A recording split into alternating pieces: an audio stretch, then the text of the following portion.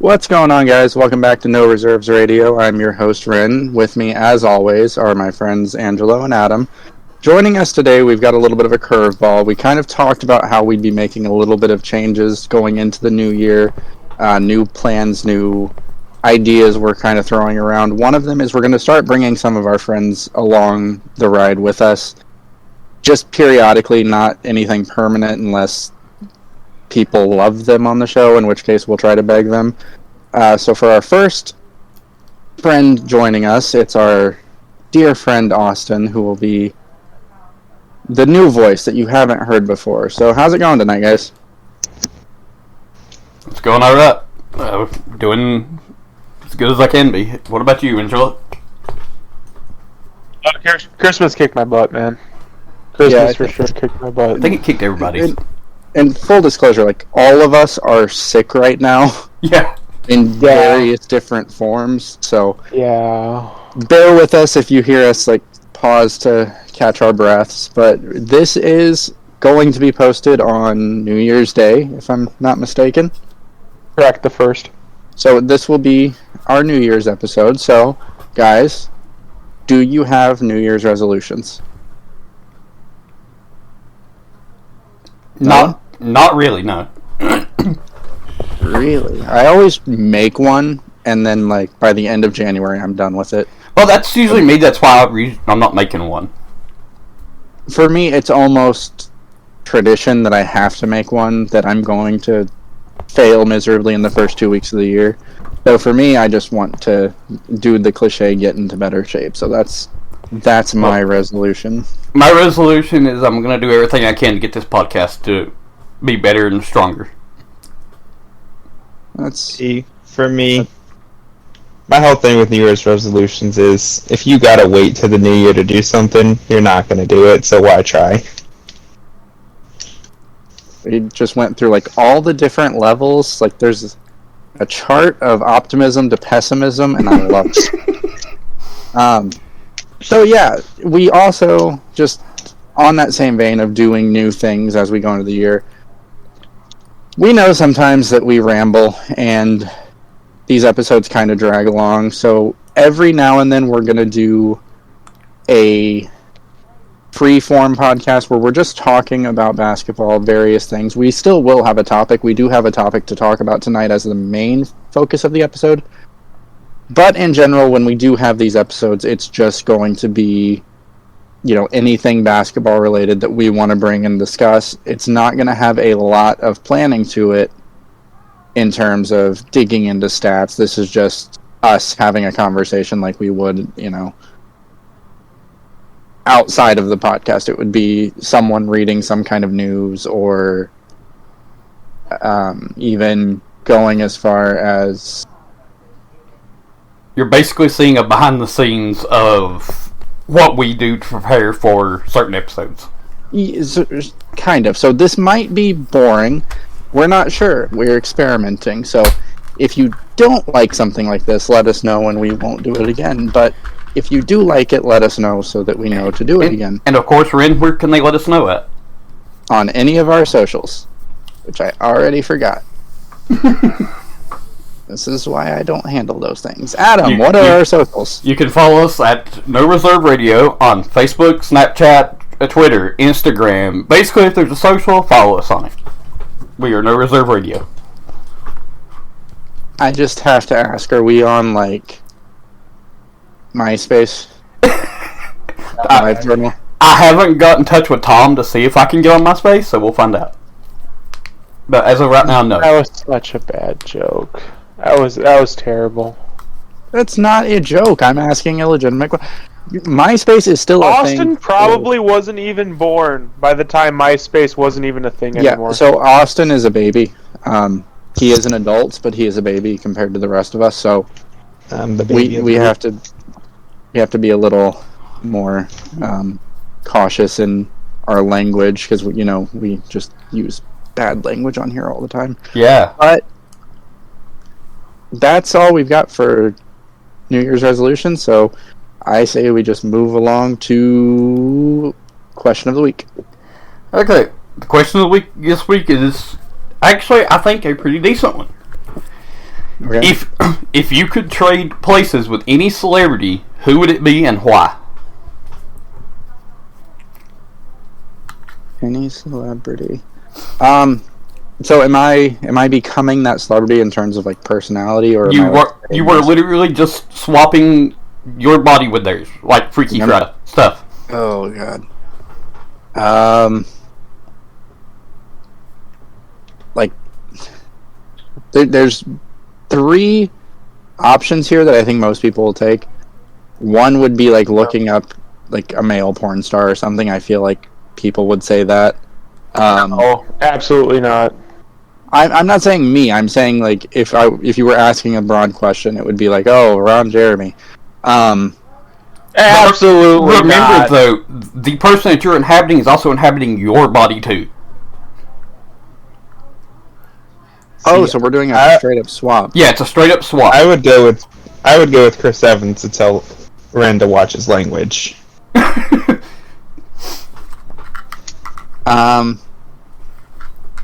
Too bad that's from the worst Avenger movie. Really? I thought it was pretty decent, but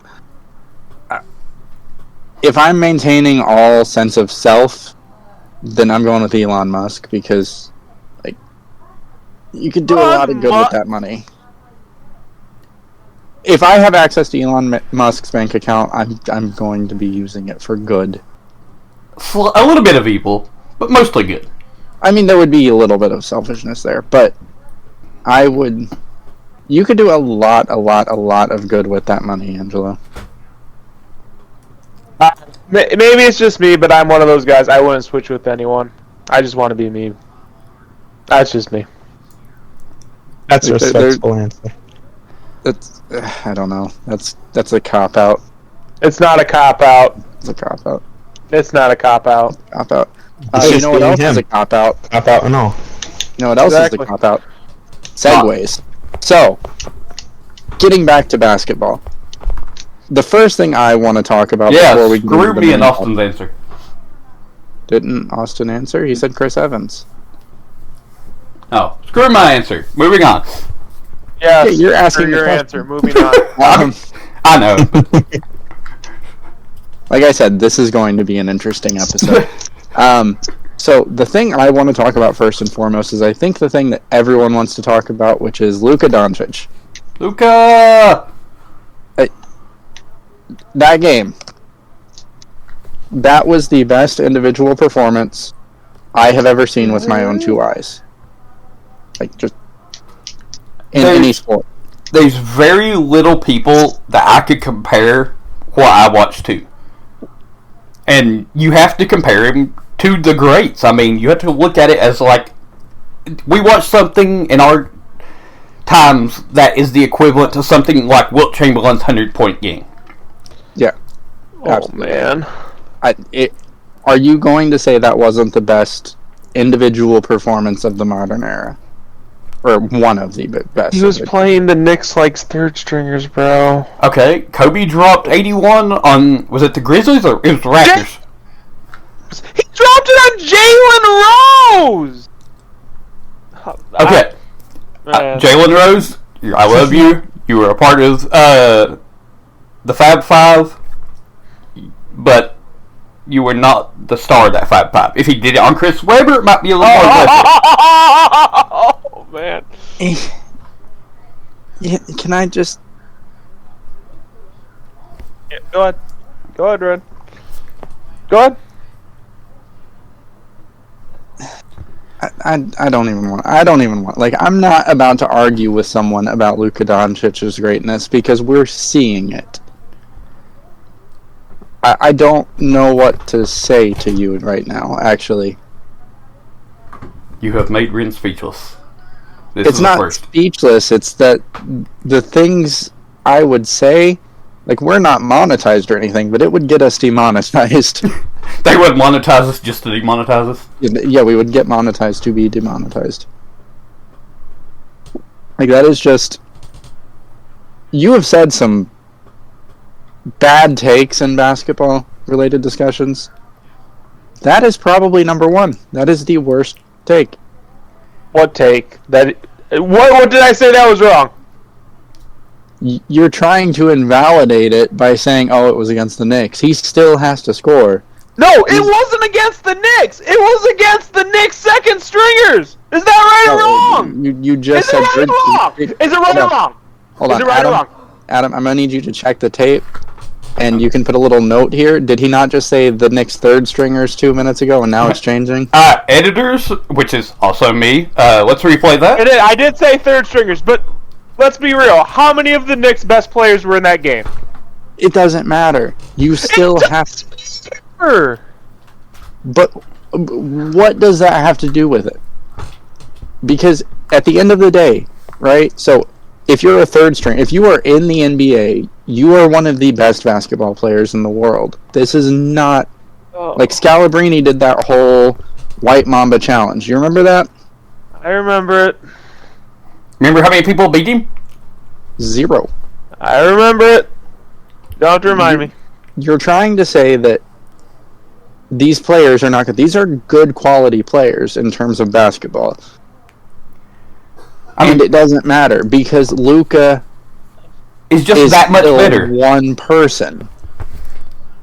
Because look at the Mavs team. Look at the team around him. It's decent.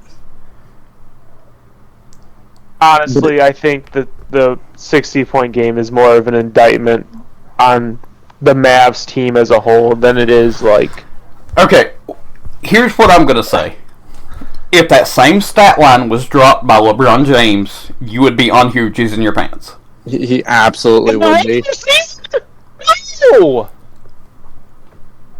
Like, if LeBron no, I wouldn't. Did this, so if LeBron in the regular did this, season. yes. No, I wouldn't. Yes, you would. No, I wouldn't. If LeBron on the Cavs did this against peak process 76ers, our group chat would be full of LeBron. Stop it.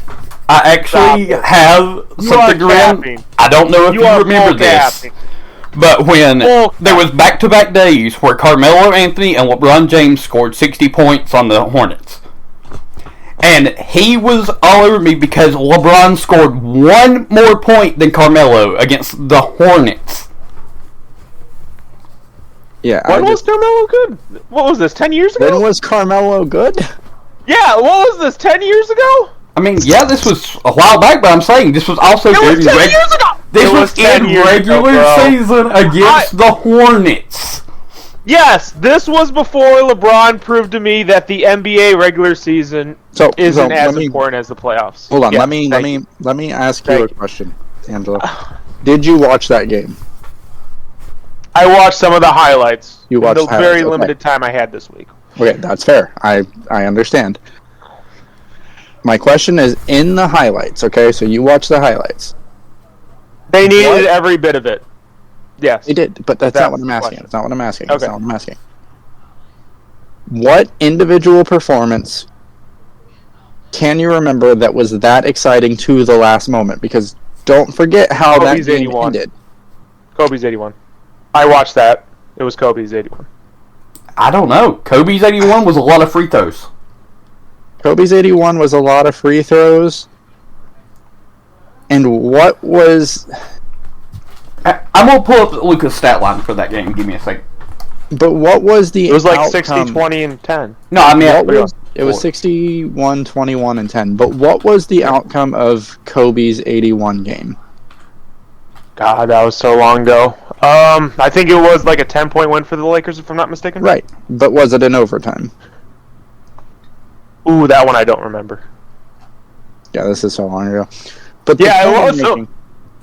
The point I'm making is, when he hit that shot, when going back to Luka, when Luka hit that shot, the only thing you can think of is a golden retriever, and you're holding a treat, and it's doing the foot tap dance. He just looked so excited. He loves the game so much, and you just can't. I'm one of these people. I don't really play Fortnite like that, but that deserves to be a dance in Fortnite. Yeah, it was. It's definitely memorable, even if you don't see the greatness. I'm not arguing it's memorable. I'm arguing it's a bigger indictment against the Mavs organization, and the fact that they need every bit of that makes me concerned for the Mavs in the playoffs. Why? For real? So I would say we're past the point of the classic super team, right? I don't think the Mavs need that many pieces. Now, we'll segue. Hold on, we'll segue into another topic here in a second because there is something that I want to talk about that's relevant to that, and I want to get your opinion on it because I'm sure it's going to be wonderful, and I don't know if you can hear the sarcasm in my voice, but there's a topic I want to talk about here in a second. But is Luka or is Luka not? I'm not going to say the best player in the game, but he's the best player playing right now. I don't know if I can say that right now. I have to, in my opinion, he's the best player. Go ahead. I have thought about this, and I had one major question that stemmed from this, because I could see the argument from multiple ways. So, what is more important to you? Is it offense? Is offense more important than defense? That's what I was going to bring up. Defense more important than offense, or is it an even keel thing? That's why for me, it's until Luka does something often, like when he's averaging 60 and 10, sure, but right now it has to be Giannis. I think if you say offense is the most important thing and defense matters a little bit, Luka is the best player. I think if you think it's a balanced thing or defense matters more, you go Giannis. I'm going to use more of another sports term, but I think pound for pound, Luka is the best player. If you put Luka in a 5'10" body, and you put Giannis in a 5'10" body, Luka still does what Luka does. So here's the thing. If you want to quantify Luka doesn't use his body to manipulate people too. If you want to quantify it in a different way, and this is me being devil's advocate because, like I said, I'm not ready to say Luka's the best player in the NBA. I think he's the most talented player in the NBA. He's definitely okay. What about offense? Can you at least admit he's the best offensive player? Easily. Thank you. Easily. So for me, easily. Being devil's advocate, because I do think Giannis is currently the best player in the NBA overall. However, being devil's advocate, if I were to be building a team, I'm starting with Luka because it's easier to build defenders around him and spot up shooters, and he's one of the, if not the best playmakers in the NBA, and he's the best scorer right now, at least. So here's definitely putting the wagon before the horse, talk and think. So moving forward, in your what potential do you think Luka has to make it? Do you think he's a top 5 all time? Do you think he's a top 10 all time? Do you think what do you think his ceiling is? His cap is? So difficult to say now because a lot can happen between now and then. Yeah, using another sport for example, with hockey, Eric Lindros had all the talent to be a top 3 player of all time, but injuries shot him down. So who knows? Luka could tear his Achilles tomorrow, and knock on wood, he's never the same. Don't put that in either. Here's where I was going with that. Of the top 10 players of all time, how many are as bad at defense as Luka is? Top 10. I mean, you're acting like no one. You're acting no one. Let me just stop you there because I don't think Luka is a bad defender. Yeah, you're acting like he's like James Harden. He's not a bad defender. Yeah, he's not like... He's an average defender. And I think he actually has the talent to be a better defender, because we saw that in Eurobasket a few times. Right now, as you're saying, they need every bit of Luka they can get. Yeah, no, 100%. And they need him scoring. So he's using all of his energy, in my opinion, scoring, and not playing as hard on defense, which we see sometimes, but... He's like 23, dude. As the years go on, that's only going to get worse. I won't write off his defensive development just because... You just said, he's 23. only 23, and a lot of defense comes with learning the game at the speed it's played in the NBA. And yes, he was playing in the EuroLeagues, and that is more to the speed of the NBA than the kids coming out of college. But he's still raw. He still has a lot to learn, and there are ins and outs of the game that let you have a long career even if you slow down. And there are players that are late bloomers on defense, and like Adam and I both just said, Luka's not a horrible defender. He's not a lockdown defender. Like, he'll never make an all defensive team, but he's not a bad defender. I don't understand where that comes from, but it comes from last playoff series where the Suns specifically would literally attack him. I'm just saying, they literally devised a game plan to attack. So the team planned to attack the 22-year-old, and you think that's something shocking? Angelo, I understand that you're an Ohio sports fan, and the only way to enjoy Ohio sports is if you break it into little segments and only look at those little segments. But look at the bigger picture. Don't just look at one playoff series.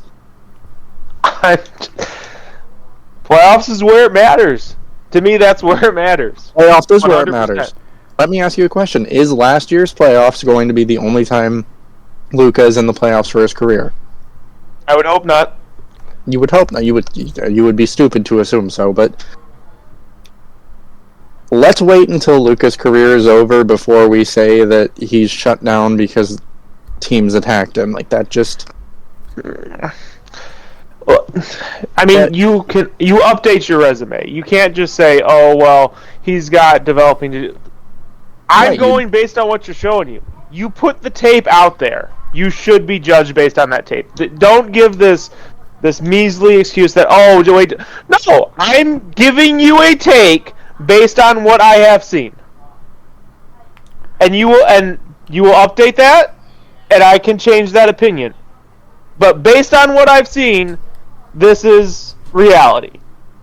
Just like you can say Trae Young's Eastern Conference Finals run, he had a 20 PER, but the last thing I saw was him getting gentleman swept in the first round with a 5 PER. And I'm sure he'll update that this year.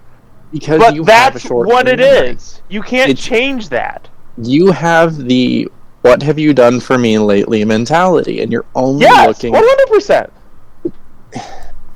You're ignoring everything about those players. You are ignoring the fact that this season, this horrible season, as you call it, of Trae Young's, he's got like a 22 PER. Season, yes. It's his worst 3-point shooting season. So it's the Hawks' worst 3-point shooting. They're being coached by someone that doesn't shoot the three well. And someone who doesn't know how to coach. He knows how to coach defense. Man can get blood out of a stone on defense, but... Yeah, but you got Trae Young. You have Bogut. You have all these offensive players. You don't need defense because the people that you have that play defense already know what they're doing. But there's a direct correlation because we saw it with, you're gonna love this, the Pacers. The moment Nate McMillan left and new Nate came in, Nate Bjorkgren. I don't know. He was here for like 5 months. Cute name. Anyway, go on. Immediately the Pacers' 3-point percentage jumped. Their shooting splits in general jumped because they had someone that wasn't going to not adjust. Throughout a game, you have to make coaching adjustments. That's why the term coaching adjustments exists. Nate McMillan does not do that. If they have figured out Trae, McMillan is just going to keep doing the same thing over and over again, and you're going to blame Trae because you don't believe coaching is important. I get that, but we're seeing it in real time. There's a reason Nate McMillan teams lose and he gets fired. That's just full stop, because again, Eastern Conference run, Nate McMillan, 5 PER. Correlation doesn't imply causation, but there's a lot of correlation. Anyway, go on. But that is also a great segue into my next topic, or my next question. So, there were trade rumors. I can't find them right now, but I had them pulled up earlier. So this is a technical difficulty. So I will just word them. While you're looking for that, I'll go to what I was going to say real quick is about Trae Young. as a Hawks fan, you notice, and I complain about it all the time to you guys, but when Trae Young becomes driving Trae Young, when he wants to drive at the rim instead of being a shooter, if I notice that as a fan, and I'm not a sports like analyst or anything like that, well, I guess technically we are now, but the coaches on the other team notice that as well. The defenders on the other team notice that as well. Like, they're going to plan by how he plays. If he comes out and starts driving more, they're going to be able to play him off at the three. I've watched him go through a game where he shot one three-pointer through three quarters. They just need to figure out how to coach him, and that leads me into a recent trade rumor I saw, and this was on Hoops Rumors, but I'm not seeing it right now, where the current prime candidates for a Trae Young trade are actually the Dallas Mavericks. Is that, in your eyes, would Luka and Trae end up being a good pairing, considering both of them are... Well, Trae is a horrible defender. Yeah, Trae's horrible. There's no sugarcoating that, and with Luka being a moderate defender? I would just say average. He's average, maybe a little below average, but that's still, like, he's not horrible. That's all I'm saying. So, Angelo, specifically you, what would be your opinions of Trae Young to the Mavericks with Luka still on the team? It depends on the school of thought. So, the first thing I thought of was, okay, that's good for Trae because, you know, Luka is going to be the guy with the ball in his hand. He's going to be the guy taking that final shot. And Luka, and Trae's going to be the Young can also. What's that? Trae Young will be a very elite catch and shoot. I disagree with that. He's better off dribbling. That's another thing. How is that going to work? I think Trae would easily be Luka's best teammate. I think the question is, and by the way, Luka being there would take out all the double teams that people send at Trae, so he would be more free to do his choking in the playoffs like he normally does. But normally does. Made it to the Eastern Conference Finals, and he normally does. Okay. Well, just a few more quick notes real quick, and then we'll get into, like, the main topic of the episode, I guess. I think the defense would be a problem. Well, the defense, you would have to... You'd have to trade for a big. You would have to trade, like, Miles Turner, and then you would also probably need... a wing defender. You could probably get somebody like Jay Crowder, though, just to be your wing defender. Just a spot-up defender, 3-and-D. I'm not saying I'm not saying him in particular. I'm just saying someone like him. I don't think this is reasonable, and I don't think this is going to happen. But what if they could swindle Atlanta to get both Trae and DeJounte?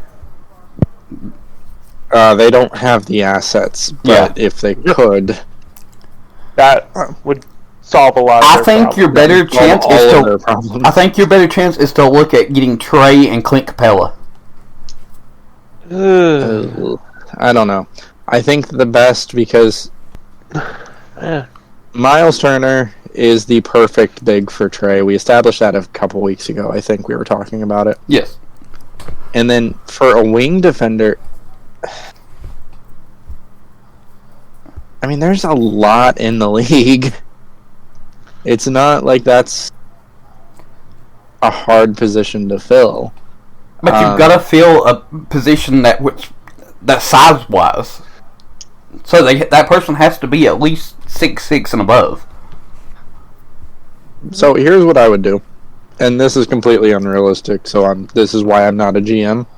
I said DeJounte, so yeah, unrealistic, it don't matter. Go on. No, exactly. No, I acknowledge that. I'm just saying. Go on. So I would say trading for Miles Turner. We know that Kyle Kuzma is opting out. Sign Kyle Kuzma. He's not a great defender, but if you've already got Trae and Luka, you might as well just be funneling. So just playing his own and trying to funnel them down into Miles, and then just play defense by scoring. Yeah. Outscore the other team, Mike D'Antoni style.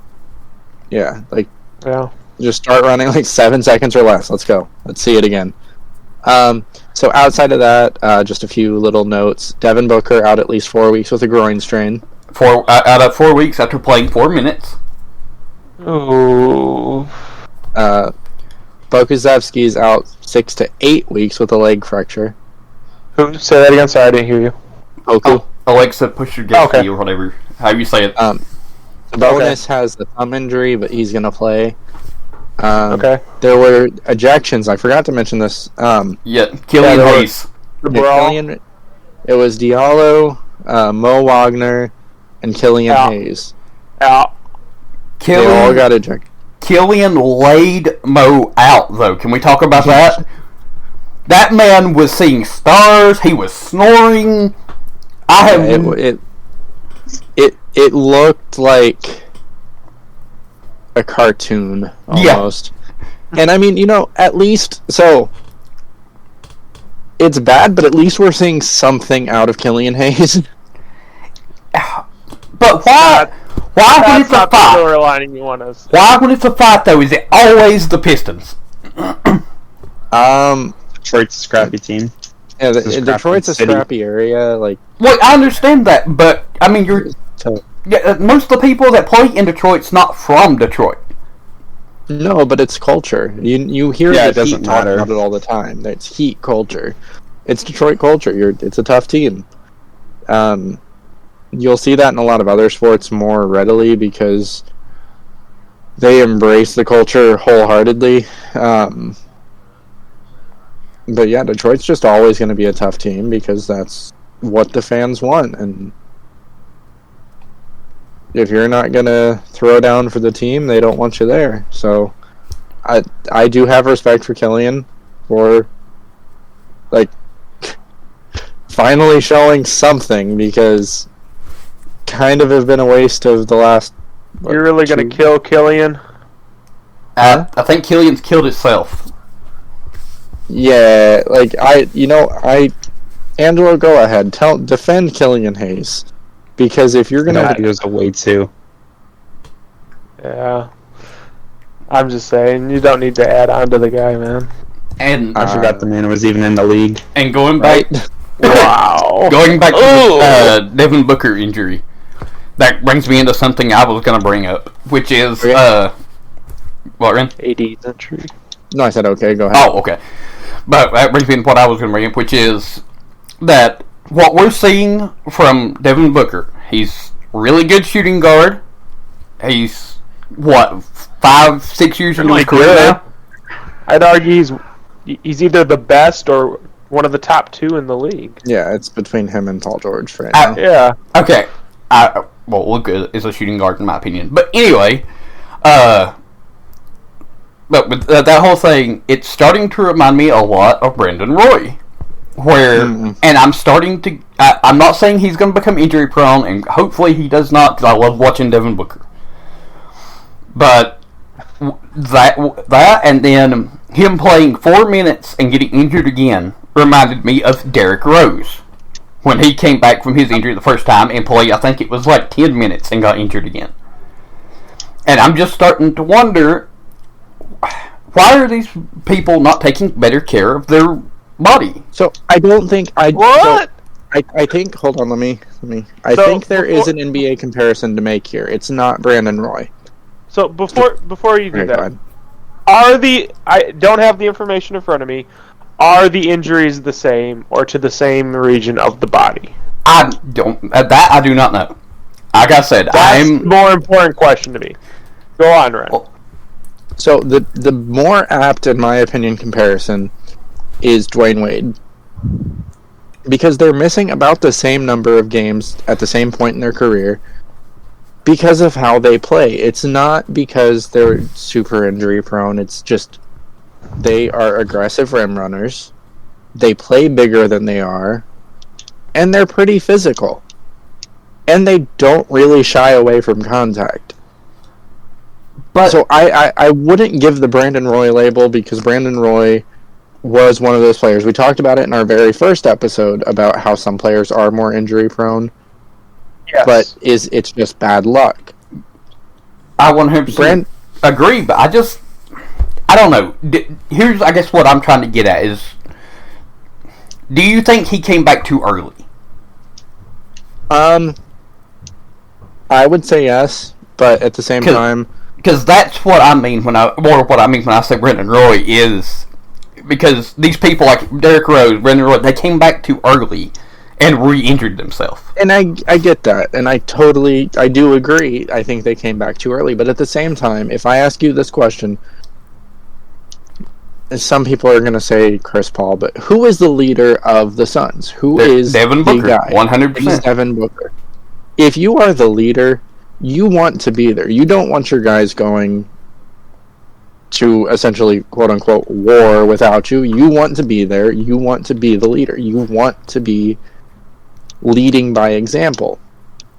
So, and that's fine. Whether he came back too soon or not, I don't think that's a great thing to judge on because any NBA player is going to. Sometimes them's the shakes, and you just end up getting hurt again. But you can get hurt if you're fully healthy. So, but if you're already hurt, your team's already going to make playoffs. Why not take a couple extra games off just to be sure? Like, if you was the 9th, 10th seed and you was coming back from injury, I understand. Because you're trying to make sure you secure that playoff spot. But just being the Suns, like, they was just in the finals, 2 years ago? I don't know. He knows his body. I have, like, I'm not going to call it a tier, but I have this, like, level of good player. Like, I think Steph's on this level, and LeBron earlier in his career was definitely on this level, which is Luka's fastly approaching this too. I have a player so good that no matter what seeding we get, I think we have a chance to hit the finals. I'm not sure Devin Booker and the Suns are that level. Ooh, I don't know. Do you think you're good with Devin Booker no matter what seeding? I'm not a D-Book fan. So, I guess my question with that would be, are you specifically talking about winning or making it out of the Eastern or the Western Conference Finals? I mean, you have to make it out the Western Conference Finals to win it, but... So, with Devin Booker, I think that with how the West is structured, because in the West right now, it doesn't matter whether you're the top seed or the worst seed, anyone can win any night. It's so close. And so with Devin Booker in the West, absolutely uncomfortable with Devin Booker leading me out of the West. To win the finals, though, no, I wouldn't say Devin Booker by himself, unless he gets hot, because basketball is a game of runs. Also, I've got highlights on right now, and this is the first time I've really got a look at the Hawks center court peach logo with their city. That is so bad. About that. Yeah, please don't talk about that. That is, every team this year, the jerseys for the city editions were not great. Yeah, but the Hawks peach tree is just bad. But, sorry, that completely distracted me. What were we? Devin Booker, elite shooting guard, probably the best in the league. Would I count on him to win the finals? No. But could he? Yes. It's a game of runs. If he got hot, I would take it. Do you guys have anything else to add? Going back to what you said a minute ago about Chris Paul, I actually am going to throw out a hot take when I say that I don't think Chris Paul's been the man on his team since he was on the Hornets. You're saying he wasn't the man with the Clippers? No, Blake was. No, that Blake was. I mean, Blake was the man there. Then he left there and went to the Rockets. James Harden was the man there. He left the Rockets and went to the Thunder, and that was during the climb of SGA. I would say that during the Clippers era, man with the Thunder. I would say with the Clippers, Chris Paul's largely responsible for that team, but you were not watching the Clippers to watch Chris Paul. No. You were by extension because he was throwing the oops, but you were watching Lob City. That was the whole point. But Baron Davis was throwing those oops before Chris got there. So it's not like he was bringing something new. But I say we go ahead and get into the main topic.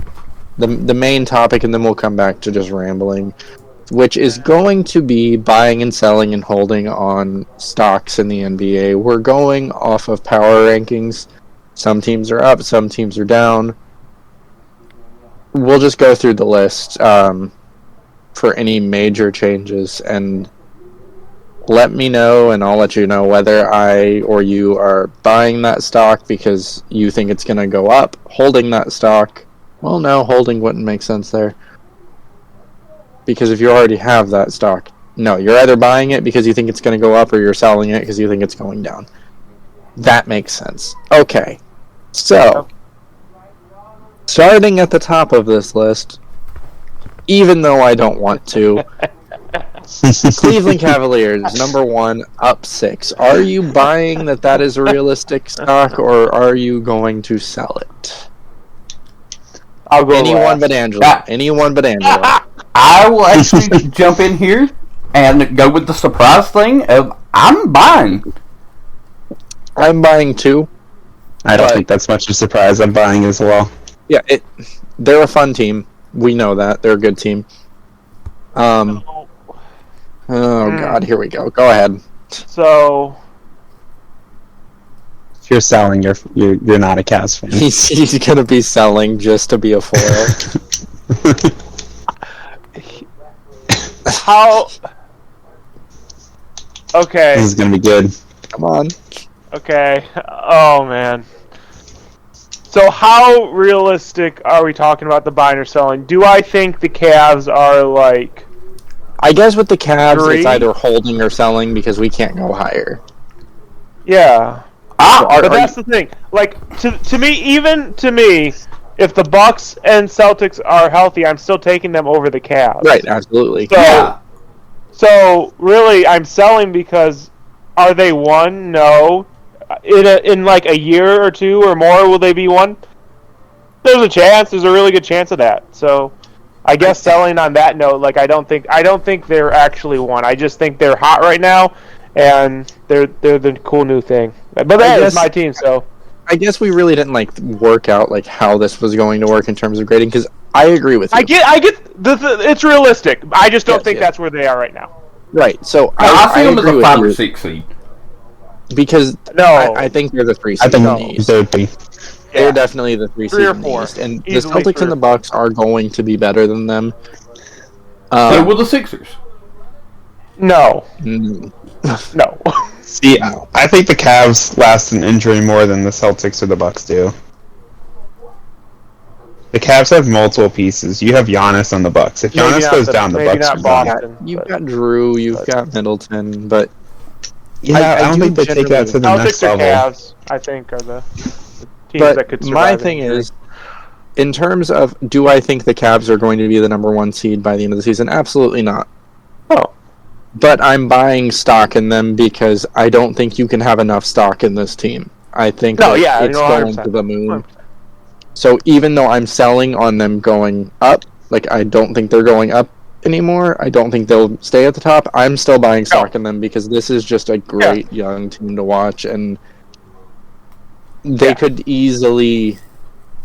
It's not unrealistic that they could dethrone Milwaukee or the Celtics with a hot run or an injury, a major injury to one of the or even a decent free agent pickup. Well, I'm talking about specifically this season, dude. Yeah, I'm talking this season. If you told me that in the NBA Finals the Cavs are going to make it, I wouldn't be shocked. If a time traveler came back and said, "Hey, the Cavs made it," I'm not going to be shocked. Am I picking them? Absolutely not. But I won't be surprised. I might, but we're going to get to that. Go on. I know you will because you're a homer. But moving on the list, this is weird because we're going 1 to 2. The Bucks or the Nets are up 4. Huh? Why are you laughing? Did I miss something? I'm selling. You're selling? I'm that, selling dude. as well. Yeah, I'm selling hard. I'm bailing all the water out of the ship. I'm off. I'm gone. As great Crash as is Kevin coming, and Durant it's coming fast. Yeah, as great as Kevin Durant is, you can see the iceberg in the distance. You know it's coming. but it seems like they don't know it's coming.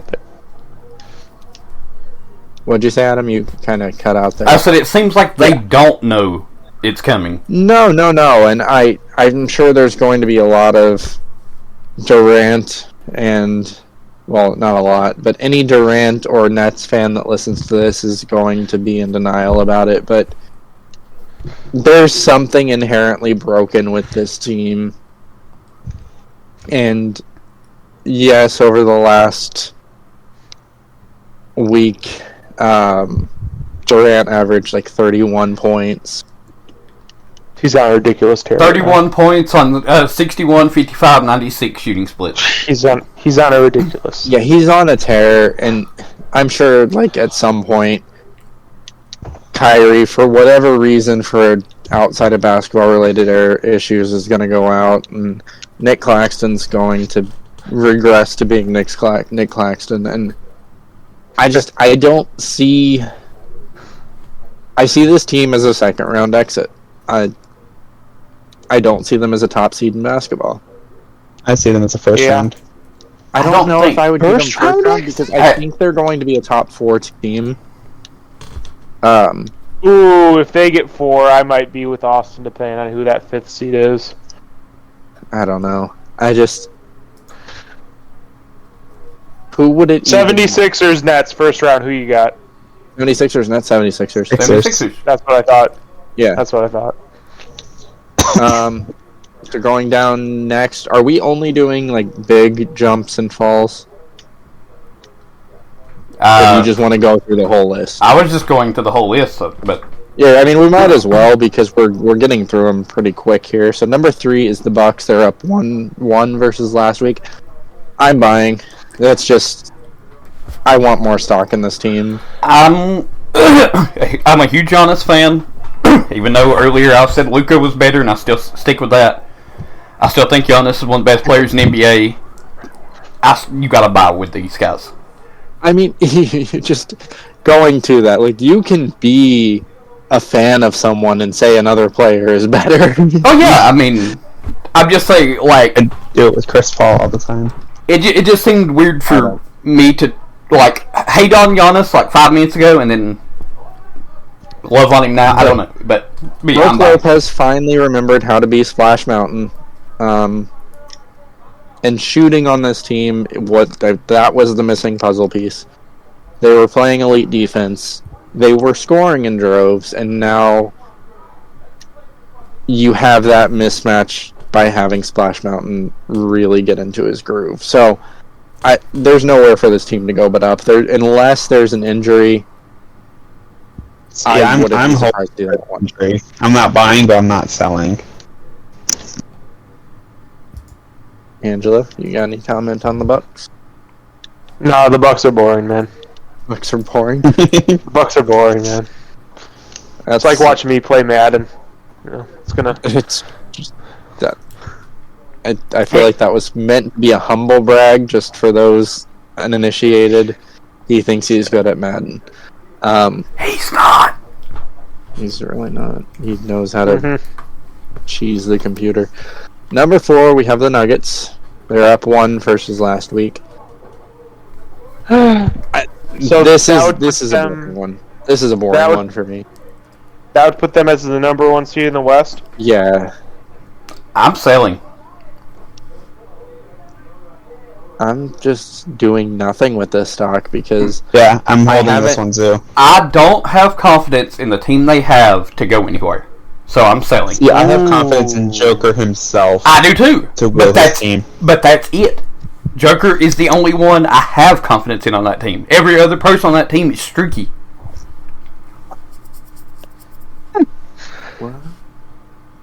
I think coming into himself. I think so. We actually talked about the Nuggets in depth in the last episode, and we talked about how the defense that they're playing isn't sustainable for a run. So, as the best team in the West, I think I'm selling too. I don't know who would overtake them because everything in the West is so close. And they're the only team in the West that has Jokic. And that's a good thing to only have one of. It's a good problem to have. Yeah, and Okay, here's my thing. Do you have Jokic, or do you take John Morant, Jaren Jackson, and that whole team, for instance? That's tough because I still might take Jokic. Because I love Jokic, but I'm taking the team that's going to play better, in my opinion. And Desmond Bain, Ja, and Jaren is going to play better than just a single person. Right, but I don't think Desmond Bain and Jaren are. Oh no, they're nowhere near that level. Necessarily going to night in and night out outperform Jamal Murray and Michael Porter Jr. and even Aaron Gordon, who had an amazing week. That's the person I'm really scared of, is Jamal Murray. I think he's most likely to go nuclear in like a small sample size. But you know who else was like that? There was a little guy named J.R. Smith. That was just like that. J.R. Smith and Jamal Murray are not the same. They're streaky shooter. That's all I'm saying.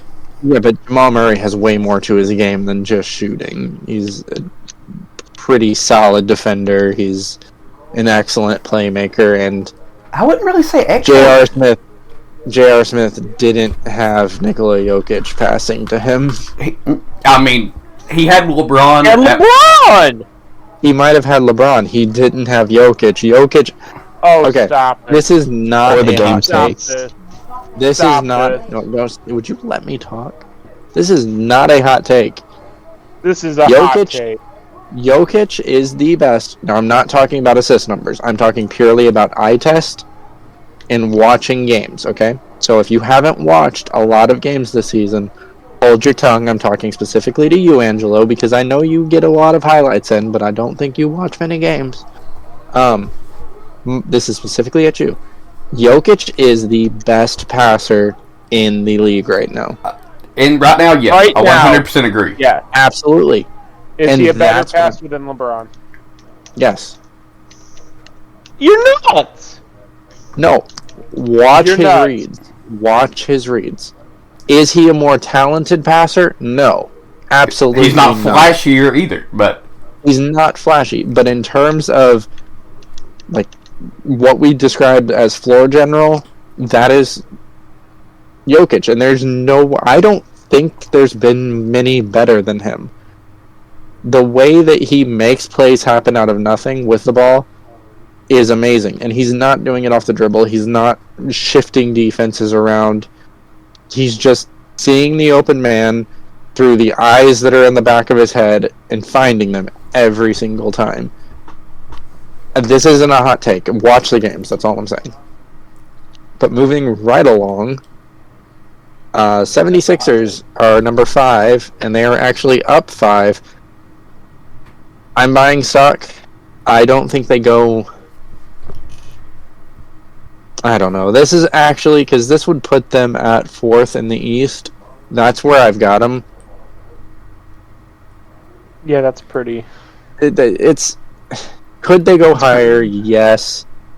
I will eat my words. I said James Harden was done. I said he was not anything anymore. He was not that guy anymore, and he is proving me wrong.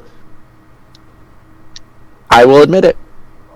James Harden is the difference maker on this team because we know how good Embiid is, and we know what we're going to get from Embiid. Oh, I don't know, because Tyrese is... I'm selling just because, honestly, I'm selling more of... I don't think James Harden, like I said, I think 2 episodes ago, I don't think James Harden is the man to lead you out of to a championship. And even with what he's proven and showing, until he takes them to the finals or takes them to anything, I want to see it. So my question for you, Adam, yes, is Tyrese Maxey is coming back? I think tonight. It's either tonight or the next game. It's the next game. I don't know right off. I don't have my schedule in front of me. They have been on this run with Maxey being out. Yes. Correct. So you're selling when Maxey's coming back and is getting reintegrated into that team, and we are already seeing how good they're doing because now you're taking the ball out of James' hands a little bit more. Exactly. And you're seeing how good the team is playing with James Harden controlling the offense. If now there's going to be more people, more cooks in the kitchen, and I think that's what's going to hurt them. And that's why I'm saying. I would like to address something, and I can't believe I'm saying this because I am Mr. Playoffs Matter guy, but I will say James Harden did take the Rockets to 7 games against a Warriors team that I would call one of the best teams of all time. I would call one of James Harden's that team really good though. You're acting like that team was a nobody. Best teams of all time good? Not best teams of all time good, but I mean they was a really good team. That's my point. And it wasn't just James Harden. I mean, I'm not saying he did not 100% backpack that team to the 7 games. He backpacked it. He fanny packed it. He had a little bit stuff. I honestly think he should get more credit for that. He 100% deserves more credit for that. I just don't think he's the guy. Was Russ on that team? Was Westbrook on that team? That was Chris Paul's injury year. Chris Paul got injured, game 6, and they lost game 7 on a historic bad performance. Because if Russell Westbrook was on that team, then I was ready to give James Harden the GOAT award. No, that's why I was saying because he got injured in game 6. Chris Paul was there until all the way to the last game. So, Angelo, are you buying or selling the 76ers at 5? At 5? 5. Well, 5 for the power rankings, not necessarily. I'll buy that, yeah. Austin, you got anything to add? I'm buying. Buying. Sky's the limit for that team right now. Yeah, I that's why I'm buying, because while I do have them kind of leveling out at that 4th seed in the East, with how good they're playing right now, and with Maxey coming back, and we know how we all feel about Tyrese Maxey. Everyone here loves Tyrese as a player. So I can see them. I could see them jumping in the rankings and then kind of regressing to the mean of being the 4 seed. This next team is the team that I think you gotta put all your stock in. Oh boy. Oh boy. So we're going with the Grizzlies. Down 5 from last week. And I am buying 100%. I'm buying that. I don't know. I'm buying sparingly. I think Desmond Bain is still out. I think it's too early. I'm selling then. Desmond Bain he's not still out, is he? He is still out. I swear I just saw a stat for him. I saw a tweet. By the way, follow us, No Reserves. Twitter. No Reserve Pod, No Reserve Radio Pod, Twitter. I don't know. Adam said it earlier. Rewind if you forgot. So I saw a tweet that was Dylan Brooks brought a spoon to a gunfight. I don't really have anything more to say there. That's just. I don't have complete faith in this team. I love Ja. I am still high on Jaren Jackson Jr. And Desmond Bain is the future GOAT. Like, we get that, but...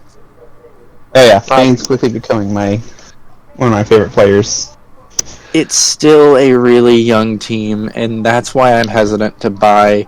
Even though the stock is dropping according to this, I would want to see it drop a little more before I'd buy into it, because I'm just not sure this is a team that's ready to make noise in the playoffs.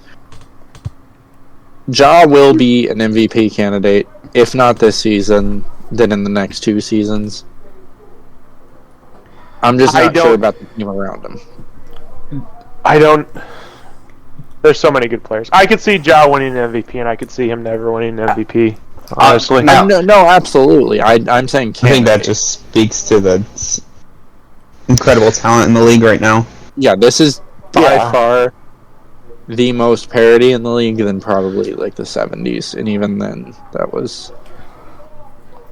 Well, and we are recording this obviously on Thursdays. We've said that. So tonight, the Grizzlies are playing the Raptors. See, and I'm never someone who takes stock in. But anyway, the Grizzlies are on a 2-game losing streak right now. They've lost the last 2. Yep. I expect Ja to go out and not give us a Luka performance, but I'm expecting him to give us at least a 35-40 point game tonight. Ooh. Well, on Sunday, let us know if Adam is right or wrong.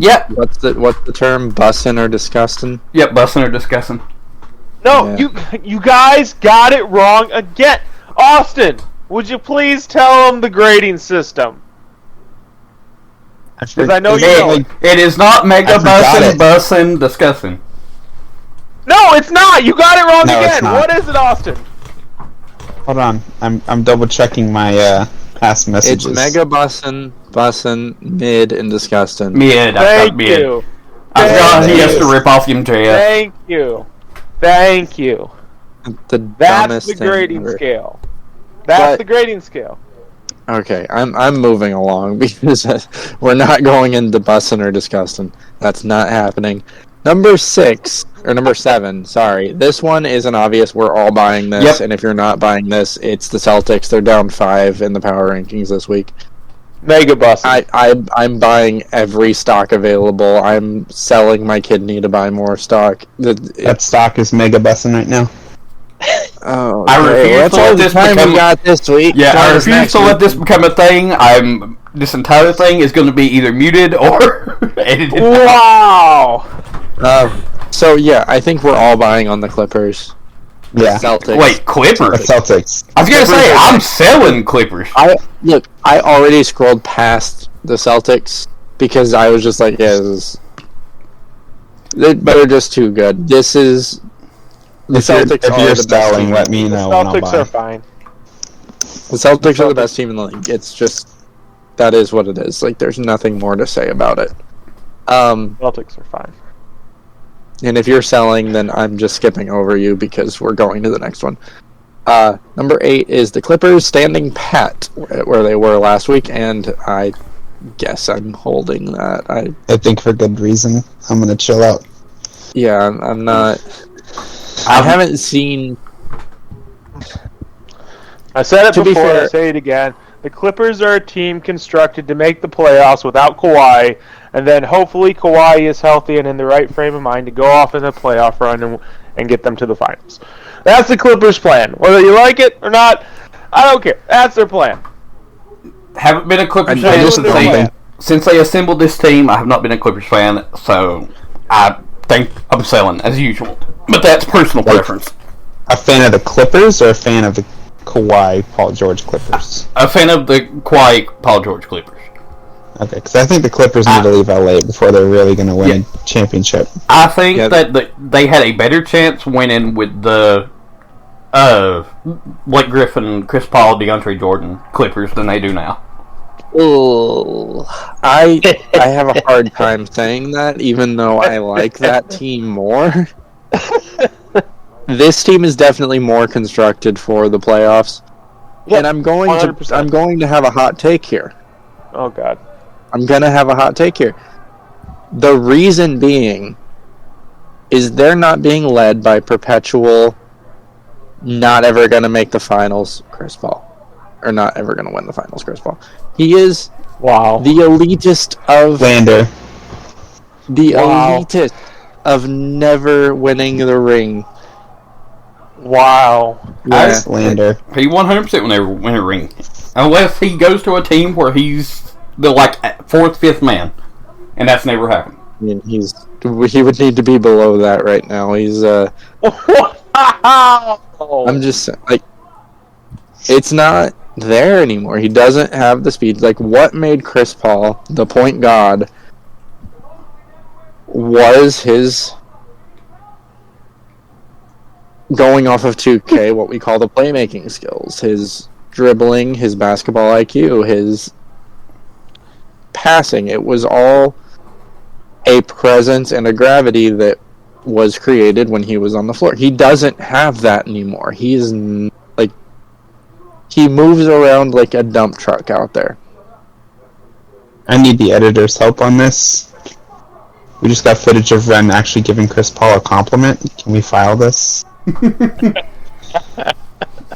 No, I full disclosure will say Chris Paul during his younger years is the best point guard of all time. I will say that. It hurts me to say, but I will say it. I can admit that. Stephen Curry would like to a word. Well, yeah, no. I'm talking when Chris Paul was younger. Oh, yeah. That wasn't. Yeah. Yeah, when he was early Clippers and Hornets, yeah, he was one of the best in the league. Let's be real. As we're watching Curry and we're watching Luka, we're slowly watching Chris Paul lower himself. We're going to start just going down. Which, as a certified card holder of the Not a Believer in Chris Paul Society, I love to see. To that bus, buddy. I've been on that bus for 14 years. I have a mint condition rookie card of the Chris Paul Non-Believers Club. Oh, you got that holograph version. Yeah, it's holograph, it's autographed. It's great. They have the jersey too? Yeah, it's got some jersey on it. Ooh. It's a jersey from when he lost in the first round. Well, which time? Right. That's what's kind of funny about Angelo and I here, because Angelo's all about the playoffs and playoff success, but he will defend Chris Paul to his last breath, and he will make every excuse. He will make every excuse. Just get slandered again? What? Yeah! No, your mic. When I said what, your mic cut out. Oh, hello. Hi. Okay, did you really just slander my name again and said I was a Chris Paul defender? You yes, are. You are. What? Angelo with the selective memory today. He's just being him. He's just being him. So, moving to a fun one is the Knicks. They're up 3 for the week. Wait, you mean... Bye. You mean the Knicks that Luka just dropped 60 on and Angelo wasn't excited about? Bye. So... Sell them. Ship them to Nova Scotia. So... Bye. See ya. I'd just like to point out that, in a week time span, Pascal, who I was trash-talking last week, I think it was either last week or the week before, See ya. Pascal dropped 52, and then Luka came out and dropped 61. Or 60. 61 or 60? 60. I think it's 60. So, really, Angelo does have a point. The Knicks' defense has been questionable at best, but... So he just defended my worst take ever that he just called at the start of the show! No, it's the worst take ever because you're making it, and you don't have logic to stand on because you went from he was playing against their seventh string, and then it just kept moving up. It just keeps going down. It started third. Go on. But no, I'm selling, and this could be selling. I'm a Pacers fan. I don't have the best history with the Knicks. Peace. but Selling 100%. it's just not. That's weird. I don't know if they're a piece away or 2 pieces away or 3 pieces away, but there's some amount of pieces I said blow away. it up. They absolutely should. Just blow it up. They should have blown it up a long time ago, and it seems like the Knicks are kind of on this treadmill of, we're going to add one more piece. And this year it was Jalen Brunson, and nothing against Jalen Brunson. I think he's their best player. He's a great player, and he's their best player. No, RJ is their best player. Who? RJ Barrett is the best player on that team. Excuse me? If you are only watching highlights, I can see Jalen Brunson being considered the best player. So I do not only watch highlights, and I would say Jalen Brunson is the best player. Thank you! I've watched more Knicks games this season than I've watched since Melo was on the team. I think RJ's got the highest ceiling, but Jalen's probably the better player. You can shift the rest of your brain cells to Nova Scotia, too, because with the Knicks, because RJ Barrett is not the best player on the Knicks right now! RJ just dropped 44! One game! This is oh my god! Oh my god! So the reason I don't have RJ being better is, I'm gonna be honest with you. And maybe this is a bad way to judge it, but I factor who the best player on the team is by who, as an outsider, right? If I'm rooting for the Knicks, if I'm watching the Knicks and they need one shot, go on. There are fans there.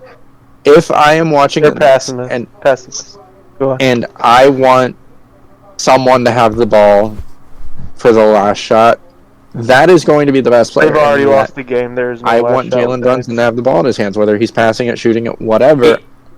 I don't want it to be like. See, it kills me to say RJ's the best player because he's from Duke, and I do not like Duke. Obviously, I'm a Carolina Tar Heel fan, but he's just so good. I love watching him. No, he is great. He is absolutely great. But great, not like great. As in he is a great. I'm saying he's great to watch. Like, yes, he is entertaining to watch. Is what he's saying. Yeah, I'm not saying he's great. I'm just saying he's great. Like he's a great asset. Okay. Side note, just doing a little score break here. The Cavs are up 66-62 at halftime against the Pacers. Since you're doing a score break, let me just say that the Memphis Grizzlies are up 30-18 in the first quarter. So Angelo and I'm a Pacers fan. He's a Cavs fan. We are watching this game while we're recording. I'm surprised so far neither of us have trash talked the other yet. Well, here's the thing. Here's how I look at it. So, for a rivalry to be a rivalry, someone has to beat the other, and you haven't beaten me. So that's not really a rivalry. That's like, we're just picking on the little kid at school. I would very much like to see I just want to be the guy that picks on the little kid at school. So win a game, and then maybe I'll say something. Don't kick him while he's down, right, Angelo? Yeah, exactly. I'm being a nice guy. I'm a nice guy. Hold on. What? So, Pacers in the Game 7 loss? No. Pacers and the Cavaliers have played a total of 204 regular season games. Do you want to know who's won the most of them? It's regular season. This guy. I mean, if I was a Pacers fan, I would bring up all the regular. Well, no, you're saying I have to win a game against you. They won. You haven't won a game this year. This year, again, with being an Ohio sports fan, you have to settle for small sample sizes. I get it. Moving right along. The Suns. Say you're going to win this game.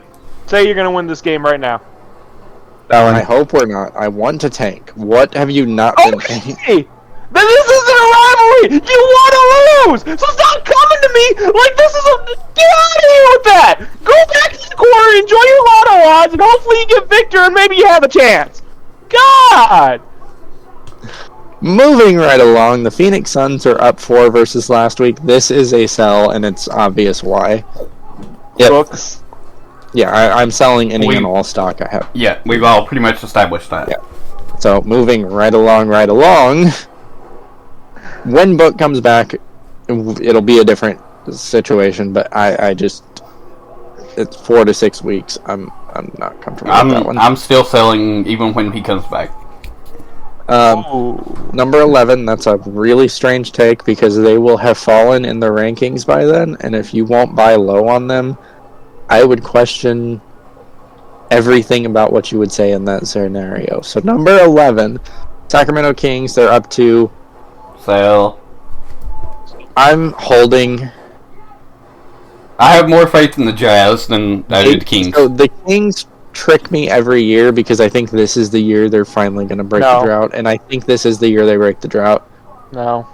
I agree with Angela. Nope. No. You wanna place a bet for something for a future episode on that one? What's the? Yeah, I'm done. What's the bet? What's Well, the bet? we'll- What's the well, bet? The Kings one of are a us- play-in team. Hold Is that on. the bet? So- Is that the so bet? either the Kings make the playoffs.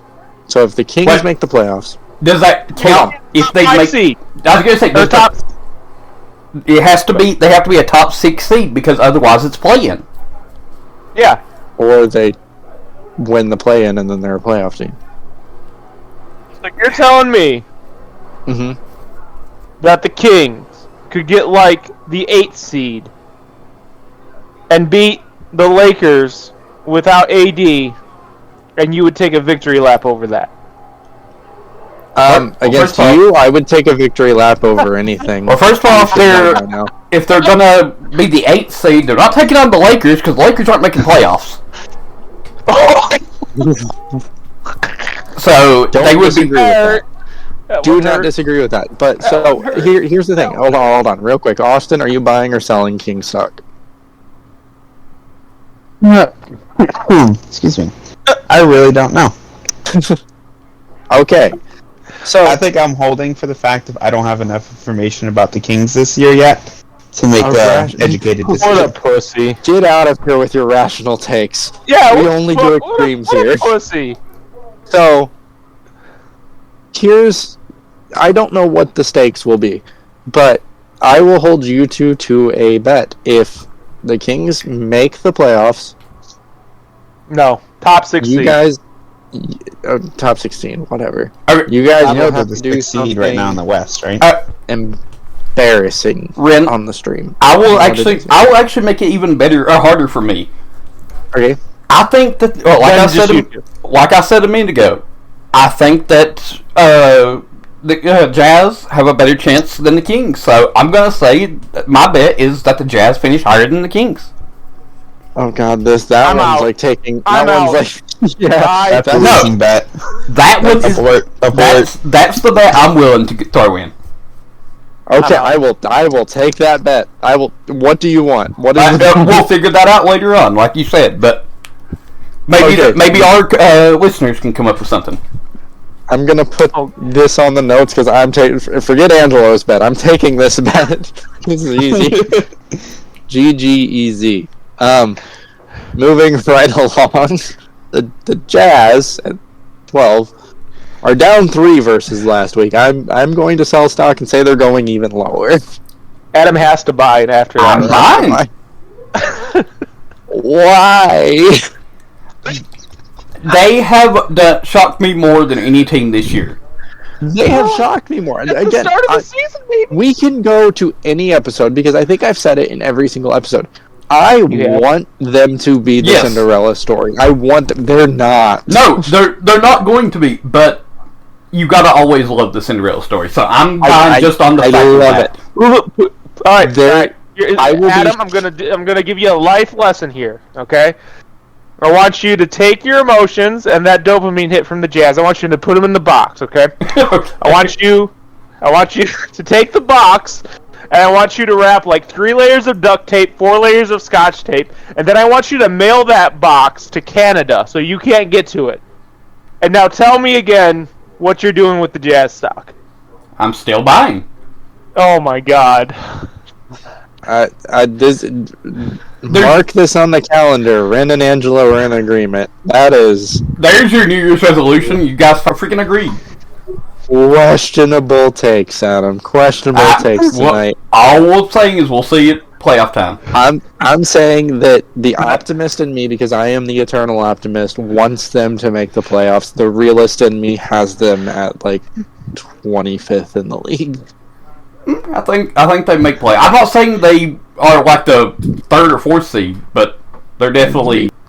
Oh man. So moving along to one that I think we're all buying on, which is number 13. The Pelicans were down 10 versus last week. If you're not buying on back. them, you're done. Zion's back. He just dropped 43. Mm-hmm. Yes, Brandon Ingram is out, but down 10, I have them higher than this, even with BI being out. What seeding would that put them in the West? Sorry, Right now, that's behind the Jazz, that's behind the Kings, that's behind the Suns, that's behind the Clippers. Bye. Yeah, that's what I'm saying. That would put them at 6 or 7. 7. Yeah. That puts They're them definitely that's better than easy buy. They're definitely better than half the teams you just named, even So, without yeah, Brandon Ingram. So that's an easy one for me. I think we're all in agreement with that one. I don't think there's any question there. That now is an interesting one because I personally want Angelo's take on this because I know Angelo's. It's the Pacers, isn't it? It's not. It is not. We're getting there. That one is like that's a hold because I'm of gonna where wait they are. for my take on this one. So we're going to the Timberwolves. They're number 14 right now. Okay. So, let me finish talking before you go on your rampage, okay? Because I know a rampage is coming. I'm actually considering while you're doing this, going to get a drink, maybe make a dinner, take the dog for a walk, and then coming back because I know this is going to be a long one. So the Timberwolves are up 5 versus last week. Uh-huh. Gobert has been out, and he is coming back. Uh-huh. Are you buying that they are going to go up? No. Go on. No. That's the end of... now it's... The floor is yours.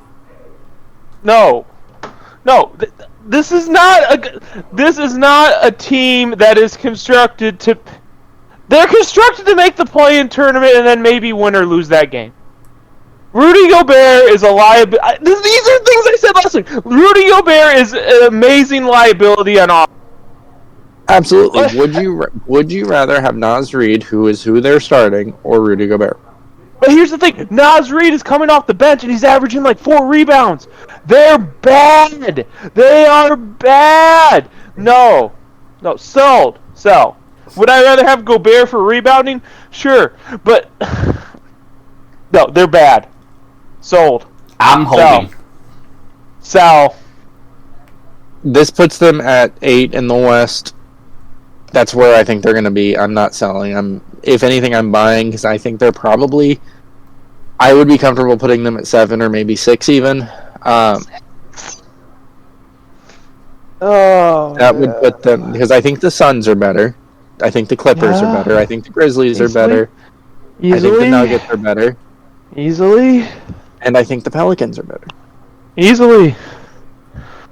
So unless you're saying the Jazz are better... No. So it's between them and the Mavericks, and I just don't think Luka's The got Mavs. that. Right, but that's why I'm saying 7 or 6. Because I think you could go either way. If Luka, God forbid, got injured, just by attrition, the Timberwolves are 6. I think that is a fair assessment. So I'm holding. I might buy a little bit, but I'm not selling. I don't think they're worth. I don't think that. Do you think the Trailblazers are better? They might be with Dame healthy. Okay, so the Thunder. SGA is better than anything they got, but probably not. They're probably too young. Lakers. Oh, that's going to be a hot take. Spurs. Do I Rockets. have healthy AD? Oh my God! You're actually. I have healthy AD? It changes the answer. Listen, every team that has had AD is asking that exact same question that you're asking right now. If I have healthy AD, the answer is yes. The answer is no. The answer to do I have a healthy AD is always no. Yeah. You just flip a coin, and that's how many. It's if AD's playing or not. That's how it is. Yeah, there's no. Because you're actually flipping the coin for something completely unrelated, but it lands on his toe and fractures the tibia. Oh man! He'll be in this 2K league. Me and Angelo's doing. David Robinson just got injured for a spinal injury and a torn meniscus in the same game. That just reminds me. The AD. Doing the AD. Yep. So, 15. So the middleman. And I'm going to try to speed this up because we've been on this for a lot longer. Like, I thought we were flying through it, and then we slowed down. So, number 15 is the Mavericks. They're up 3 versus last week. It's Luka. I'm buying. I'm buying too. I don't know how much better they get over the rest of the and the Jazz right and now. the Kings. But I'm betting on Luka. Yeah, I'm buying.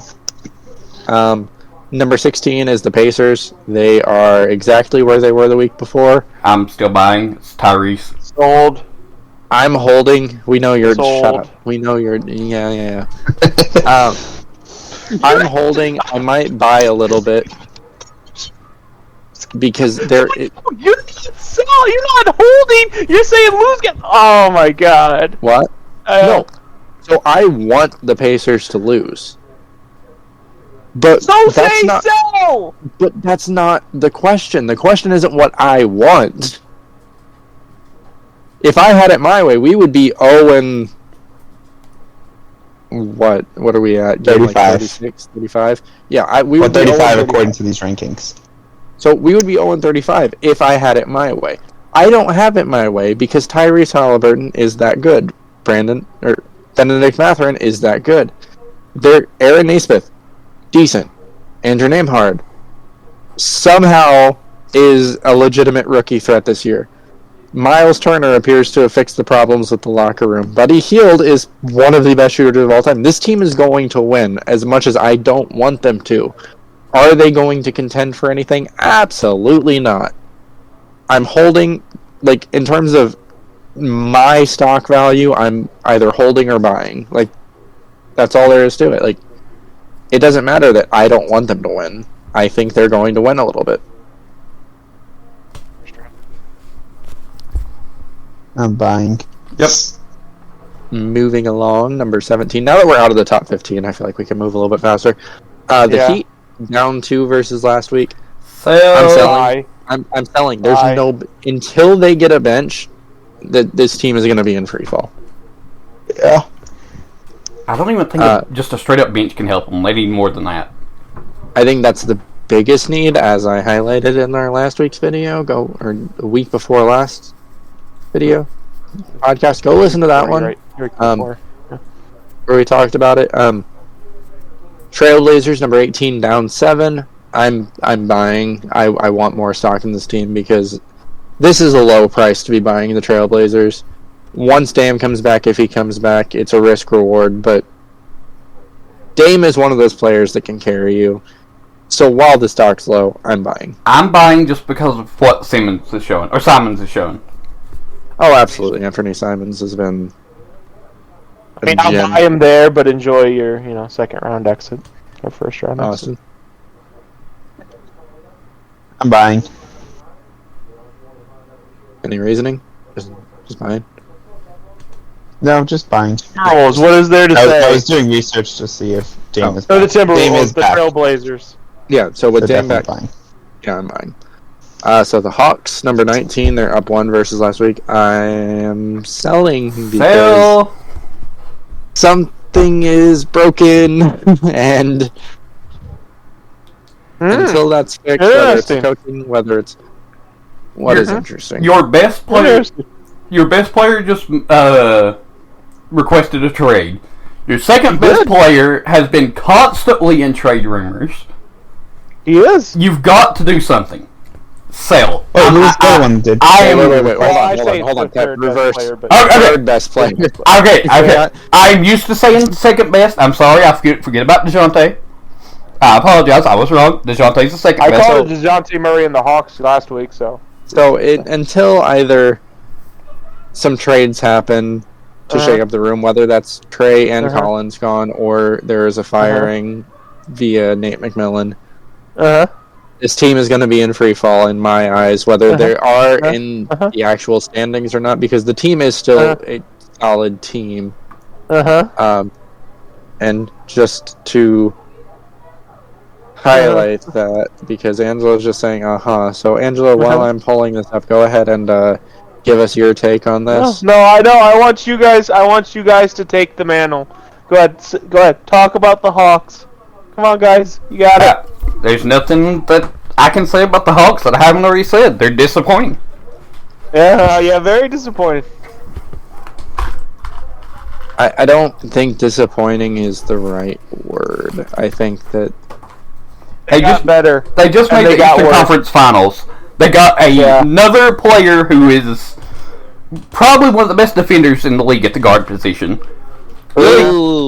One. I said one. You said one of? One of the best. Oh, okay. Yeah, Marcus Smart is probably the best, but go on. Yeah, one of the best at the guard position. I don't see how this team doesn't make another Eastern Conference Final run, and now you're just barely scraping a luck. No, sell. I'm out. Get rid of them. Get rid of Trae. Get rid of John. Get rid of everybody. Trae ain't getting through Boston. Trae ain't getting through Cleveland. Trae ain't getting through. Trae's not getting through anyone in the playoffs right now. I don't know about that, but Trae might not be in the playoffs again. Traded. I will go back and I think I'm gonna bring this up every episode. I wish we would have kept Luka.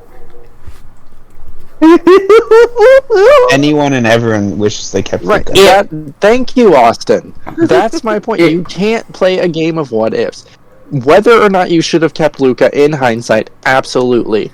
And yes, if you put Luka on, that's like I wish I didn't draft Willie Cauley-Stein. Yeah, but if you put Luka on this Hawks team, this exact same team, you trade Luka and Trae, they win the Eastern Conference Finals. Or they at least make it. Let me at least say that. I will give you that. They at least make it. So here's the thing. You can play a game of infinite what-ifs. At the time, yes, we knew Luka was special because we just saw him in Eurobasket. I get that. Trae was a exciting player out of college. And again, I'm going to preface this by saying he's not a bad NBA player. No matter what Angelo says here, because, he had a bad playoff series. I don't care about that. He's not a bad NBA player. He's still top 20 player. Not only that, you got another first-round pick out of that. That's a good on-paper trade at that time. You can go back and play a game of what-ifs about, if we had Luka could have got injured in his first game with you guys and never evolved. He could have never become the player. The coaching staff in Dallas could have been the reason he developed the way he did. Committing to Luka. I think Dirk Nowitzki had a lot more to help with Luka than a lot of people think. And that's what I'm saying. Like, we can say, I wish I had kept this player. That's not a good way of looking at it because time doesn't churn out the same that way. Dirk. I miss Dirk. Everyone. I will always miss Dirk because he's one of the people that was able to stop Bron. Side note, did y'all see his statue go up? That's what I was about to bring up. I love it. I love it. I can't wait to see it. I think that is Dirk. Yeah, it's great. But I don't think the Hawks should regret that trade because that's a pointless thing to regret because they both were unknowns. And on paper, you're getting an unknown player. You're trading an unknown player for two unknown players that both. What did that other pick turn into? How was it? Cam Reddish! Yeah, Cam Reddish.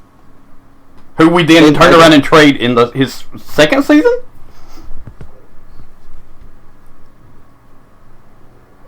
Let me check. It's all a roll of the dice. Yeah, it's a crapshoot. Like, that's what a draft is. But Cam Reddish is a decent rotational player. He's not someone to write home about. But your scouting department did their job when they did Luka. I can understand. There's been a lot of people overseas that come over and don't work out. I can understand the hesitancy of doing it from a business standpoint. See, that's the thing is, I remember early in that year when the first mocks were coming out, Luka was number 1. Mm-hmm. And I'm not disagreeing with that. I just don't think that at that time, the gap between Luka and Trae was that big in terms of what we had established as basketball analysts. I refuse to call myself that, but I think any fan is an analyst. I mean, technically, that's what we are now, unfortunately. But anyone who saw their games, there wasn't that huge of a gap. Yes, Luka had more experience, but Trae wasn't that far off, and that's what I keep trying to say is if you were trading Luka for Cam Reddish, okay? Yes, absolutely. Lambast them every single opportunity you get. Every time Trae misses, or every time Cam misses a shot. Oh, we could have kept Luka. But Trae Young is a quality NBA star. Who has requested a trade from the team that you traded Luka for? Well, has he actually requested a trade? Yes, he has officially requested a trade. Has he really? Because yes. I haven't seen that yet. I haven't seen. Lakers are actually the number 1 trade destination that I've read. Oh my god! I have no idea what they would send back in return. I've seen that they're expecting him to request a trade if they underperform this season. But yeah, just glancing through NBA Twitter right now, I'm not seeing. Unless something happened and I dreamed it or something, which is possible. I swear I thought he was requested a trade. I know we were talking about it in the group chat the other day about how if the Hawks didn't perform that he would request a trade, but yeah, he hasn't, as far as I can see, he has not requested a trade yet. Just when he gets a ranking 20. And the Hawks don't perform. Go on. Yeah, let's just move on from the Hawks, because I think we've already established what we were going to say. I'm sure we're going to talk more about the Hawks in future episodes. Why? They're bad. Number 20, the Orlando Magic, up 4 versus last week. Sell. I'm selling. I'm buying more than I've ever bought. I'm selling because I think something needs to happen with this team. I think there's a log jam. Yeah, there's a log jam at multiple positions, and they need a wing. And that's... yeah, they're going to get better now that Paolo's back, isn't he? Yeah, he's been back for 2 games. I saw him yesterday. Yeah. I watched too many games. It all blends together. So yeah, they're gonna jump, but their defense is starting to click. I do not personally have faith in this team for the rest of the season. And they could prove me wrong, and it would be one of those what ifs, but I am selling. Oh! What are we? Oh, sorry, Jaw just had a nasty dunk. Oh, well, that's it's Jaw. A normal Thursday. Angelo, what is your opinion of the Magic? Why am I even asking? Yeah, well, I don't know why you are even asking. It's the same as yours. They just have a lot. They have too much. Yeah. They have too much and too little at the same time. So number 21. No, they have plenty. They just have way too many guards. Number 21 is the OKC Thunder. They are up 6 versus last week. I'm selling. I've never hit sell faster. It's just no. This team is not the 21st best team in the NBA. No. Mm-mm. I agree.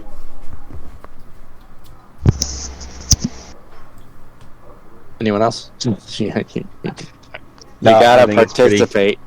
Pretty unanimous. It's a sell. Yeah. Number 22 is the Lakers.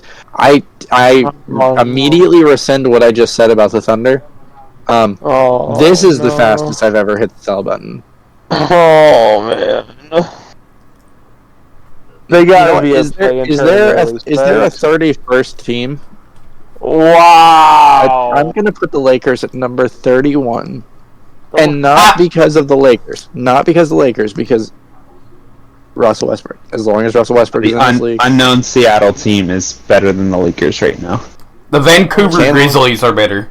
The Kansas City Scouts are better than the Stop Lakers right now. it.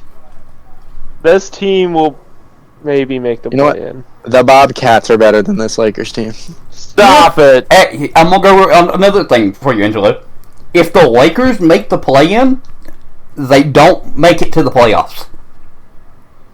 Oh no! If they, I think if they make play-in, they're going second round. Do we have second AD? And Healthy AD? even with no, you don't have a healthy AD. You don't have. So here's the thing: you don't have a healthy AD just because it's AD. Okay. On top of that, if the Lakers make the playoffs, what is the one thing that has to happen between now and round one? Westbrook. No. I mean, that should have happened preseason, but no. That For shouldn't have this happened team at to all. turn this They around, need shooters and defenders.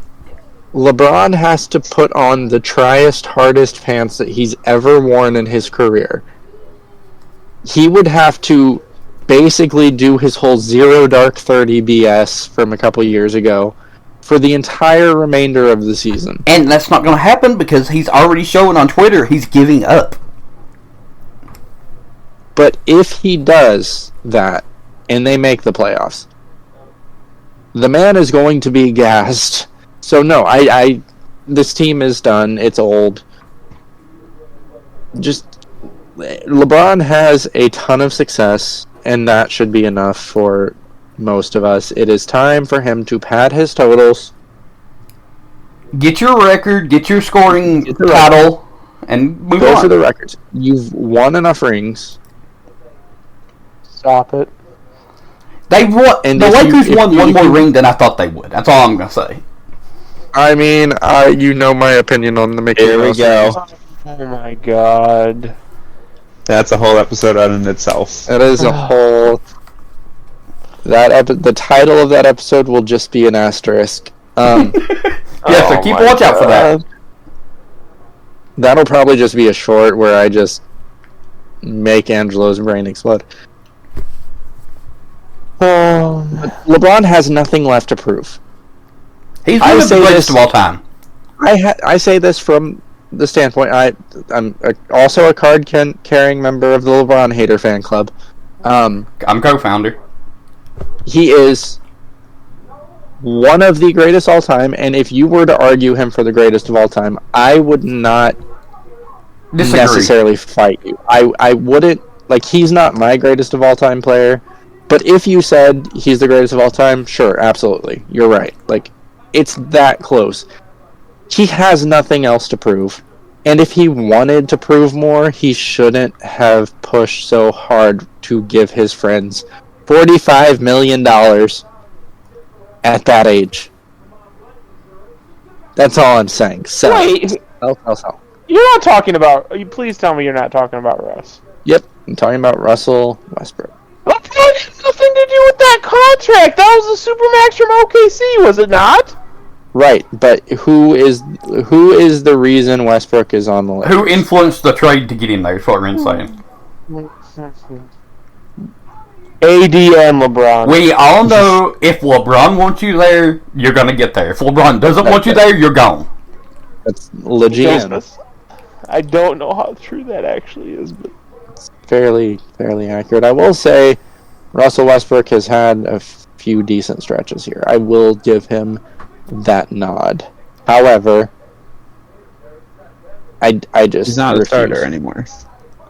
That's probably the best, but I just remember early in the season, and maybe going after the Lakers fan base isn't smart, but the Lakers fan base as a whole is great. Lord. But I just remember all those horrible trades that every team was like sending two great players for Russell Westbrook, and it was supposed to be just a great deal. And I just, that's part of my vindication here is I'm so glad all those trade offers and trade proposals never came to fruition, because I would feel bad for those teams. Russell Westbrook would be a great, Just destroyed Donovan Mitchell. as is the way. Moving on. Number 23 is the Chicago Bulls. They're down 1 versus last week. I'm buying. I'm buying on them. I think they're better than this. I think they will be better than this. I'm selling. I think when Lonzo comes back, it'll help their defense out a lot. So I'm buying just on that standpoint. I'm selling, but apparently I have the rookie card for DeMar DeRozan. I don't know. So on that, I can understand not liking the way DeMar plays, but you have to like DeMar as a person. He's just a great dude. I mean, he wanted to his career with the Raptors, and then the Raptors traded him for for 1 year. They won. Yeah, I completely agree. They won the ring, but when that trade happened, how many people said, "Oh, they're winning the ring because of that"? So, this right here, take this moment, remember it. This right here is why I say I do not care about loyalty to one city or loyalty to one organization for your entire career. That moment right there, no, they don't care. If they can find a better opportunity to win a ring, they will take it. So yes, go teams, to whatever team you want to go to. Sign with whoever you want to go to. Move. I don't care. I don't care if Giannis and Luka wanted to play together. Go ahead. Do it. But don't tell me you owe the organization something. You do. You don't owe them anything. You don't owe the organization. I've never once said you owe the organization. I think you owe the fans. Yes. Well, that is technically the organization because the fans are fans of the organization. It's a triarchy. There's a little triangle. On the bottom left is the players, the top is the organization, the bottom right is the fans. And it's a symbiotic relationship, and you have to have all three of them working together. I think that the players, like, you have kids walking around pretending to be you, wearing your name on the back of their jerseys, idolizing you. Like These Mike. are kids. Yeah. You owe it to them. I'm not saying you owe it to the billionaire who owns the team that makes an appearance every... Except Mark Cuban. I was going to say, except Mark Cuban. Mark Cuban is one of the best owners ever. Oh, stop it. But... that's a whole nother topic. We'll get to owners eventually in this, but that would go off. We're already here. Well, we all know Jordan would be at the bottom, so it's okay. Number 24 is the Warriors. I don't know if I'm buying yet. I think I might let the stock slide a little bit more, but I'm obviously going to be buying because eventually Steph will be back, and providing he's still playing at the same level, and there's no reason to believe he won't be. And that's why I'm holding until he comes back. Yeah, I would hold, but it's tempting to buy because that's a low price on that stock. Yeah, I get it. I've already said what I'm going to say about the Warriors. I don't think they're going to... I just don't see the example of a team knowing it's the last hurrah. Hold on. Hey, Adam. Yes. Is Steph Curry fully healthy? Oh my god. Well, I mean, is Steph Curry ever fully healthy? That doesn't matter because if Steph Curry is fully healthy, just mark him up for the ship. Yep. Oh, That's how that works. Especially if Klay unhealthy Thompson Curry. is as well. An unhealthy Curry is a lot different than an unhealthy AD. Okay. Let's. So since we're playing in questions about like entirely booking our whole conversation and saying that we're buying or selling based on perfect scenarios, so obviously in the playoffs, Steph Curry's fully healthy, Klay is back to fully healthy, Dre is back to his prime, because we're only going off prime scenarios here. So since we can say the Lakers we're buying on because AD might be healthy, then I'm just going to say that... I just asked the question if he was healthy. I don't think even if Steph is healthy, the Warriors are going anywhere. They know it's the last hurrah. Steph is so much... like. No! Steph can't do it by himself. But AD can? AD can win a play-in game by himself, yes. You're saying Steph Curry cannot? Steph Curry can win a play-in game. Steph Curry ain't getting them to the finals. Go ahead and clip that for later. I need that for reasons. Alright, what would the time be on that? 150, okay. I literally said in the last episode, it's okay to write off the Warriors. You didn't clip that? Keeping the receipts, just don't worry about it. Number 25 is the Raptors. They're down 4. Hold on. Huh? Just an update on the Pacers-Cavs game. Rick Carlisle just got ejected. Yep, I was about to say something about it. Also, it's only a 2-point This is going to be game. a high-scoring game. Yeah. It's going to be a high-scoring game. It's 94-96 right now. Okay, number 25. Number 25 is down 4 from last week. It's the Raptors. I'm going to say bye just for one scenario, or one reason. I kind of forgot we hadn't done the Raptors yet. So I feel like by that, they should be higher. I feel like everyone past this, like I'm cheating. I looked ahead. Everyone else after this, I'm holding on. Because we've only got 4 left. And they all deserve to be in the bottom. Like, I'm about to say it. Welcome to your chance for Victor. Next, I'm holding as well. I'm holding on this team just because the Raptors. Pascal is the Pascal is doing really well, but he's really the only player showing up right now. I'm buying solely because I think this team will be higher by the end of it. I'm buying because I think OG Anunoby's going to be a new. He's going to come back and do things. It's like the me with the Sacramento Kings. This is OG's year finally. So I'm just going to quickly run through the next 4 teams. So it's the Wizards up 3, Hornets up 3, Spurs down 2, Pistons down 1, Rockets down 5. I'm selling on all of those. Like, I know that doesn't make any sense. I'm buying Rockets. That's it. What?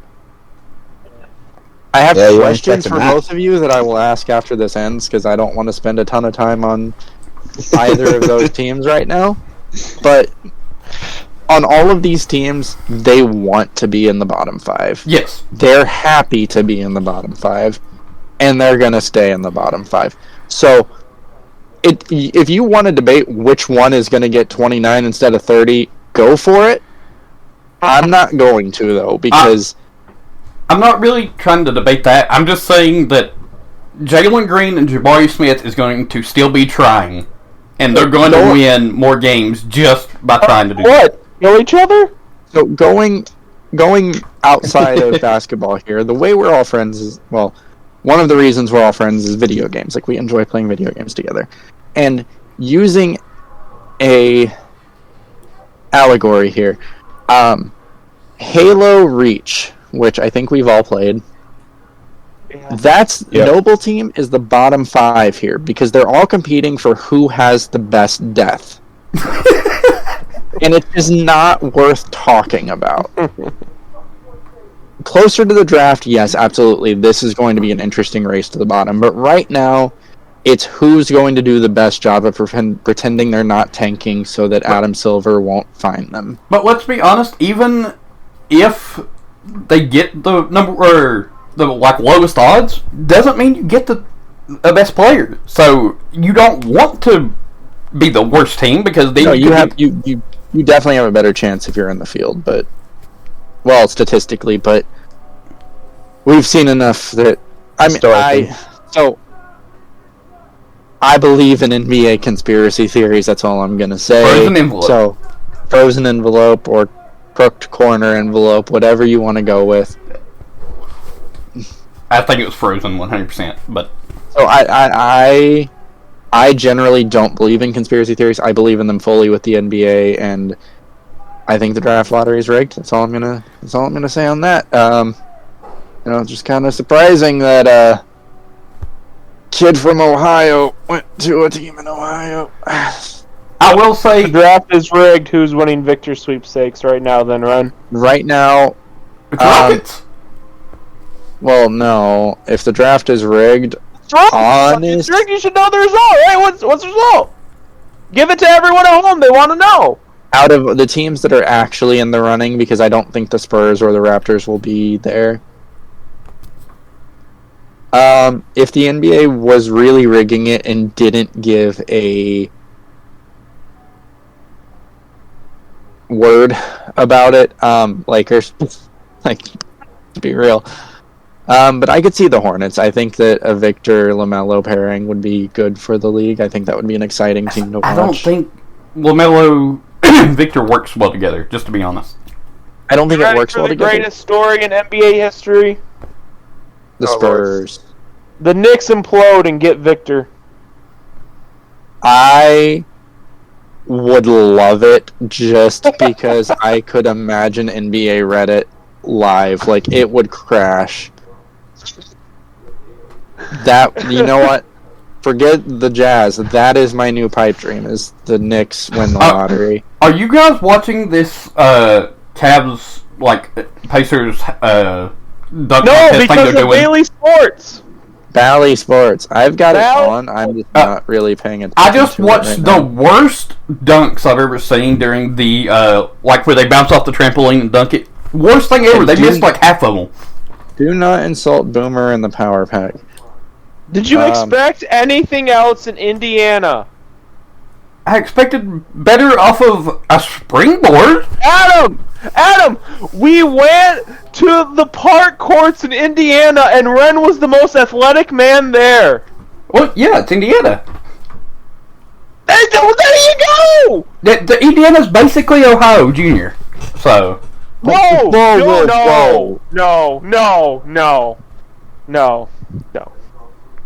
Are we still recording? Ohioans would destroy. I bet you, Angela, if you went to the park, you would be the most athletic guy in Ohio. No, I can guarantee you that's not the case.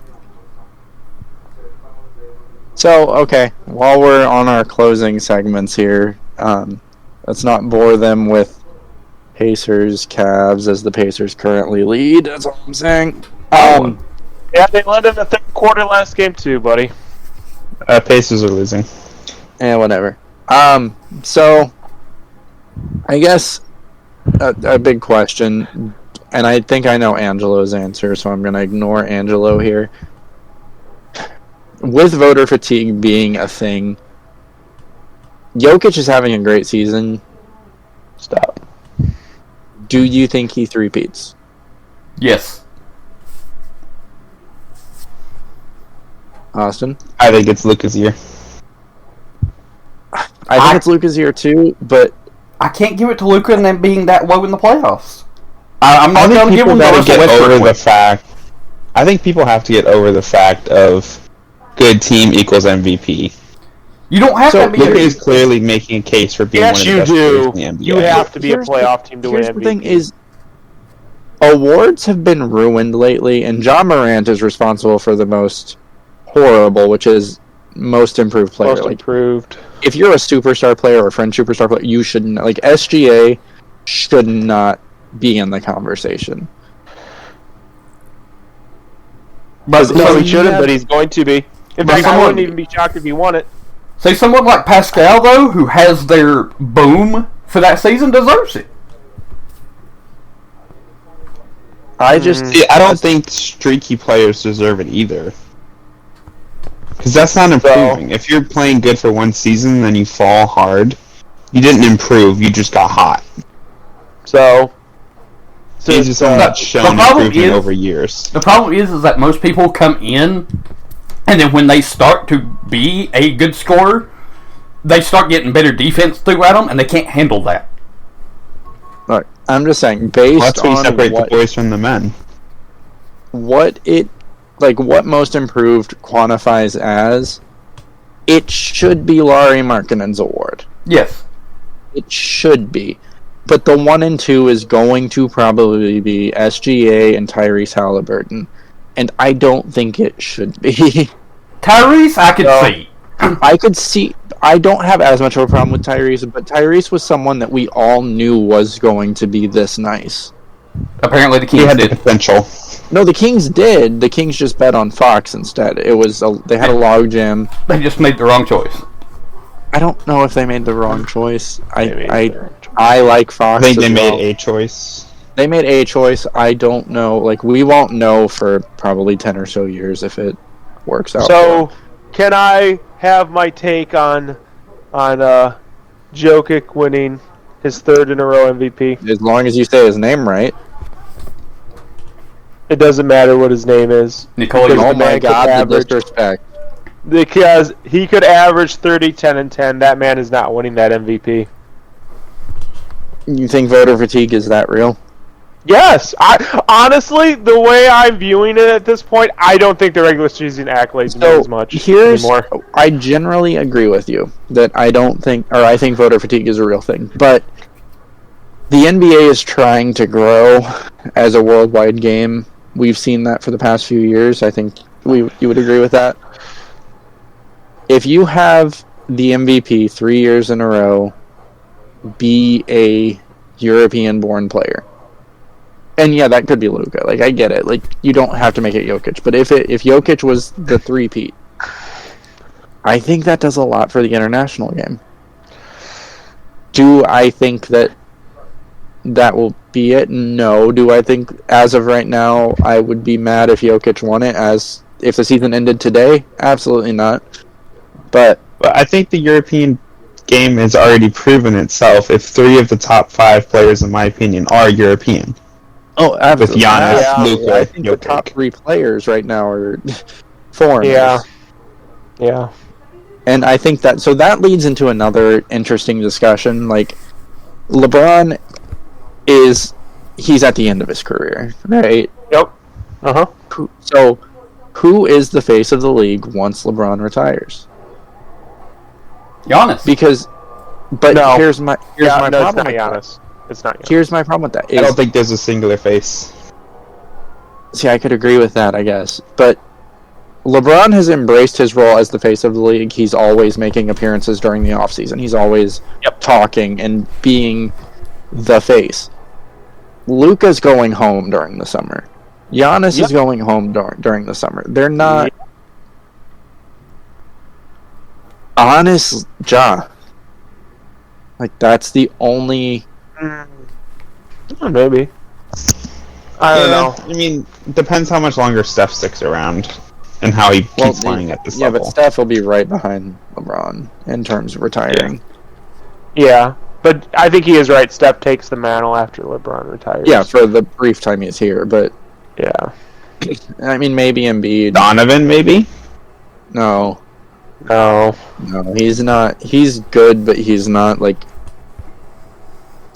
He can't be the face of the league when he's not even a top 3 shooting guard. honestly, and... Alright, I'll end this with a hot take. I think for the NBA as a whole, for marketing, for just advertising itself, I think the league is better when you have super teams because you have, like, the obvious... Yeah, 100%. You have a villain. I don't disagree with that, but I think that it's better and it's worse. Because, let's be real, the person who should be the villain right now is KD. But it's kind of hard to look at KD as the villain when he's been knocked down so many times in Brooklyn. Right. And that's, like, so those years where we had, like, the Cavs versus Warriors, just Cavs, Warriors, Cavs, like, we knew that was what was happening. That was, those were great NBA finals. Yeah. But everything about that season. Everything about that season up until the finals was completely... I don't want to say boring because I do love basketball in its purest form. But it just was... It felt pointless. Like, we knew the outcome. Unless there was an injury, you knew these two teams were meeting, and then you were going to get a great finals. You were going to get... But the journey wasn't that... It wasn't that great. So I think... Was the journey out there? The Warriors got taken to 7 by the Rockets. The Cavs got taken to 7 by the Celtics. Like, there were... But what happened? What happened in They won because they had LeBron and KD and stuff. Right, so, but we knew that was going to happen. Honest to God, again, NBA conspiracy hat going on. The refs made some questionable calls to extend those series, that's all I'm saying. Because there's more money involved, but... I think that it is I good to prefer give. when you have the super teams. That's just I think it's good to give people a common enemy, but at the same time, like, there's not a super team in the NBA right now. The closest thing would be probably the Celtics. Yeah, but I don't consider that a super team because they built that. Well, Like, yeah, I think it's just a well-built team. Yeah, I mean, I agree, but I'm saying it's the closest thing to a super team. Right now, this needs to be a whole episode, but I still don't understand why you value, like, you are completely opposed to a team being created with players saying we're going to sign here and take less money, but you're okay with a team drafting the super team and then signing players on the back end to. I don't get that. Let me use a real world example here. Okay, are you ready? Sure. Small business starts up, has a great service, right? Sure. Jeffrey Bezos buys a business, slaps his name on it, calls it his. Which is more admirable? It doesn't matter what's more admirable, what's more profitable. It's Bezos. But that's what I'm talking about. Like, from a fan perspective, But the thing is, though, I can root for a team that did well in the draft, that saw a guy and said, yes, I'm taking a chance on you. I'm bringing you in because I believe in you.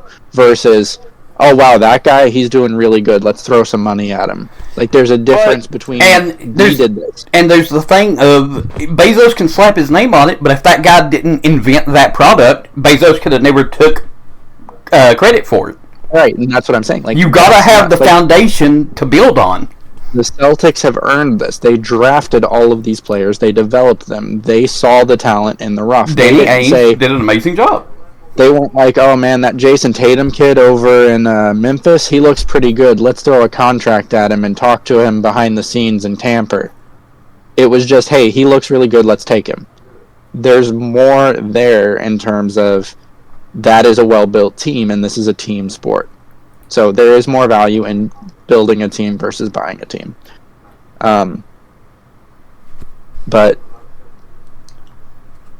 I don't think that I've enjoyed the super team era more than I'm enjoying right now, because right now we have a lot of parity in the league.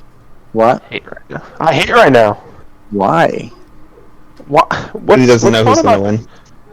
Well, that's part of it, but you turn on. So if I go to just the scores for the games right now, like Hornets Thunder, that's a close game. Pacers Cavs, that's a close game. Raptors Grizzlies is kind of iffy. But everyone is a close game, and you don't know who's going to win every night, and anyone has a chance to win every night. See, it's just great basketball. Here's my thing. I'm going to go outside of basketball again for this explanation, is when you watch a movie, if you know how that movie's going to end, you're still going to enjoy the movie. But it's going to hurt your viewing pleasure. Right, but you don't just fast forward to the end to check off the box, I watch this. So I don't know, because there's a whole genre about giving the ending at the beginning and then telling the story and seeing how the ending happened. That's called Quentin Tarantino, and that's just an amazing director. But that's so, like I said, I think parity does better for the games, because in terms of growth, every team has someone to root for. Whether I still think my favorite time was around 2005-06. That was still probably my favorite time to watch. Carmelo super fan. No, not even that. I'm just saying they had the most people that I liked to watch during that time. Oh. You had people like Chauncey, you had Melo, you had LeBron, you had Richard Hamilton, you had freaking Shaq, Dwayne Wade. It was fun, but I like the pace of today's game. I've always enjoyed a more fast-paced game and a more, I don't want to say skill-based, but what we've identified as skill, like handles and shooting. I'm basically a middle schooler in terms of what I enjoy watching in terms of basketball. Yeah, I get fancy footwork and post moves is fun, but seeing someone's ankles broke is more fun. But I think that's all the time we really have for today. We kind of went along for a wild ride here. Next week we will have a structured episode. instead of this format. If you liked this format where we just kind of free-formed our talking and just discussed a bunch of different basketball topics, let us know. Someone just disconnected. I'm not sure who. Hopefully it's not Adam, because he's the one recording. Follow us on all the socials. Adam, hit him with the socials again, because I cannot remember. For some reason, Ren cannot remember that our name is No Reserve Radio on every social, including TikTok, Snapchat, Instagram, Facebook, YouTube, any social Live media journal. you can think of. Live journal. I'm sure you probably have that on there. I don't, but I'd say we do it just for the fun of it. Hit us up with questions, comments, concerns, emotional outbursts. Let us know what we're doing right, what we're doing wrong, what you'd like to see from us. We are open to suggestions, at least most of us. Angelo. We like engagement. We've had a little bit of engagement on some of the platforms. It's been fun. We want more. We want you. I would ideally like to do a episode where you ask questions and we give our opinions on them, or we give answers on them. That is my hope by the end of the year, because we are a long way to go. We're going to keep doing this. End of next year? And I would actually like to give... Well, no, end of the year, because this is the first of the year. Yeah. This is being posted on the first. So this is why I'm saying this. Like, by the end of the year, my goal would be to have enough of a, I don't want to say following, but enough regular listeners that we can do fun, engagement-based episodes where we get to answer questions either about us or about basketball, whatever you want to do. And getting into that, I would like to actually thank NBA Coalition on Instagram for sharing one of our posts. That is cool, because I don't know why they did that, but it is cool of them, so we will thank them. And if you have stuck around with us through any of these episodes, and especially this one, because otherwise you won't hear this message, we do thank you for hanging out with us. This is something we're doing for fun. We enjoy it. Hopefully you do as well, and we will see you guys next week. Goodbye, everyone.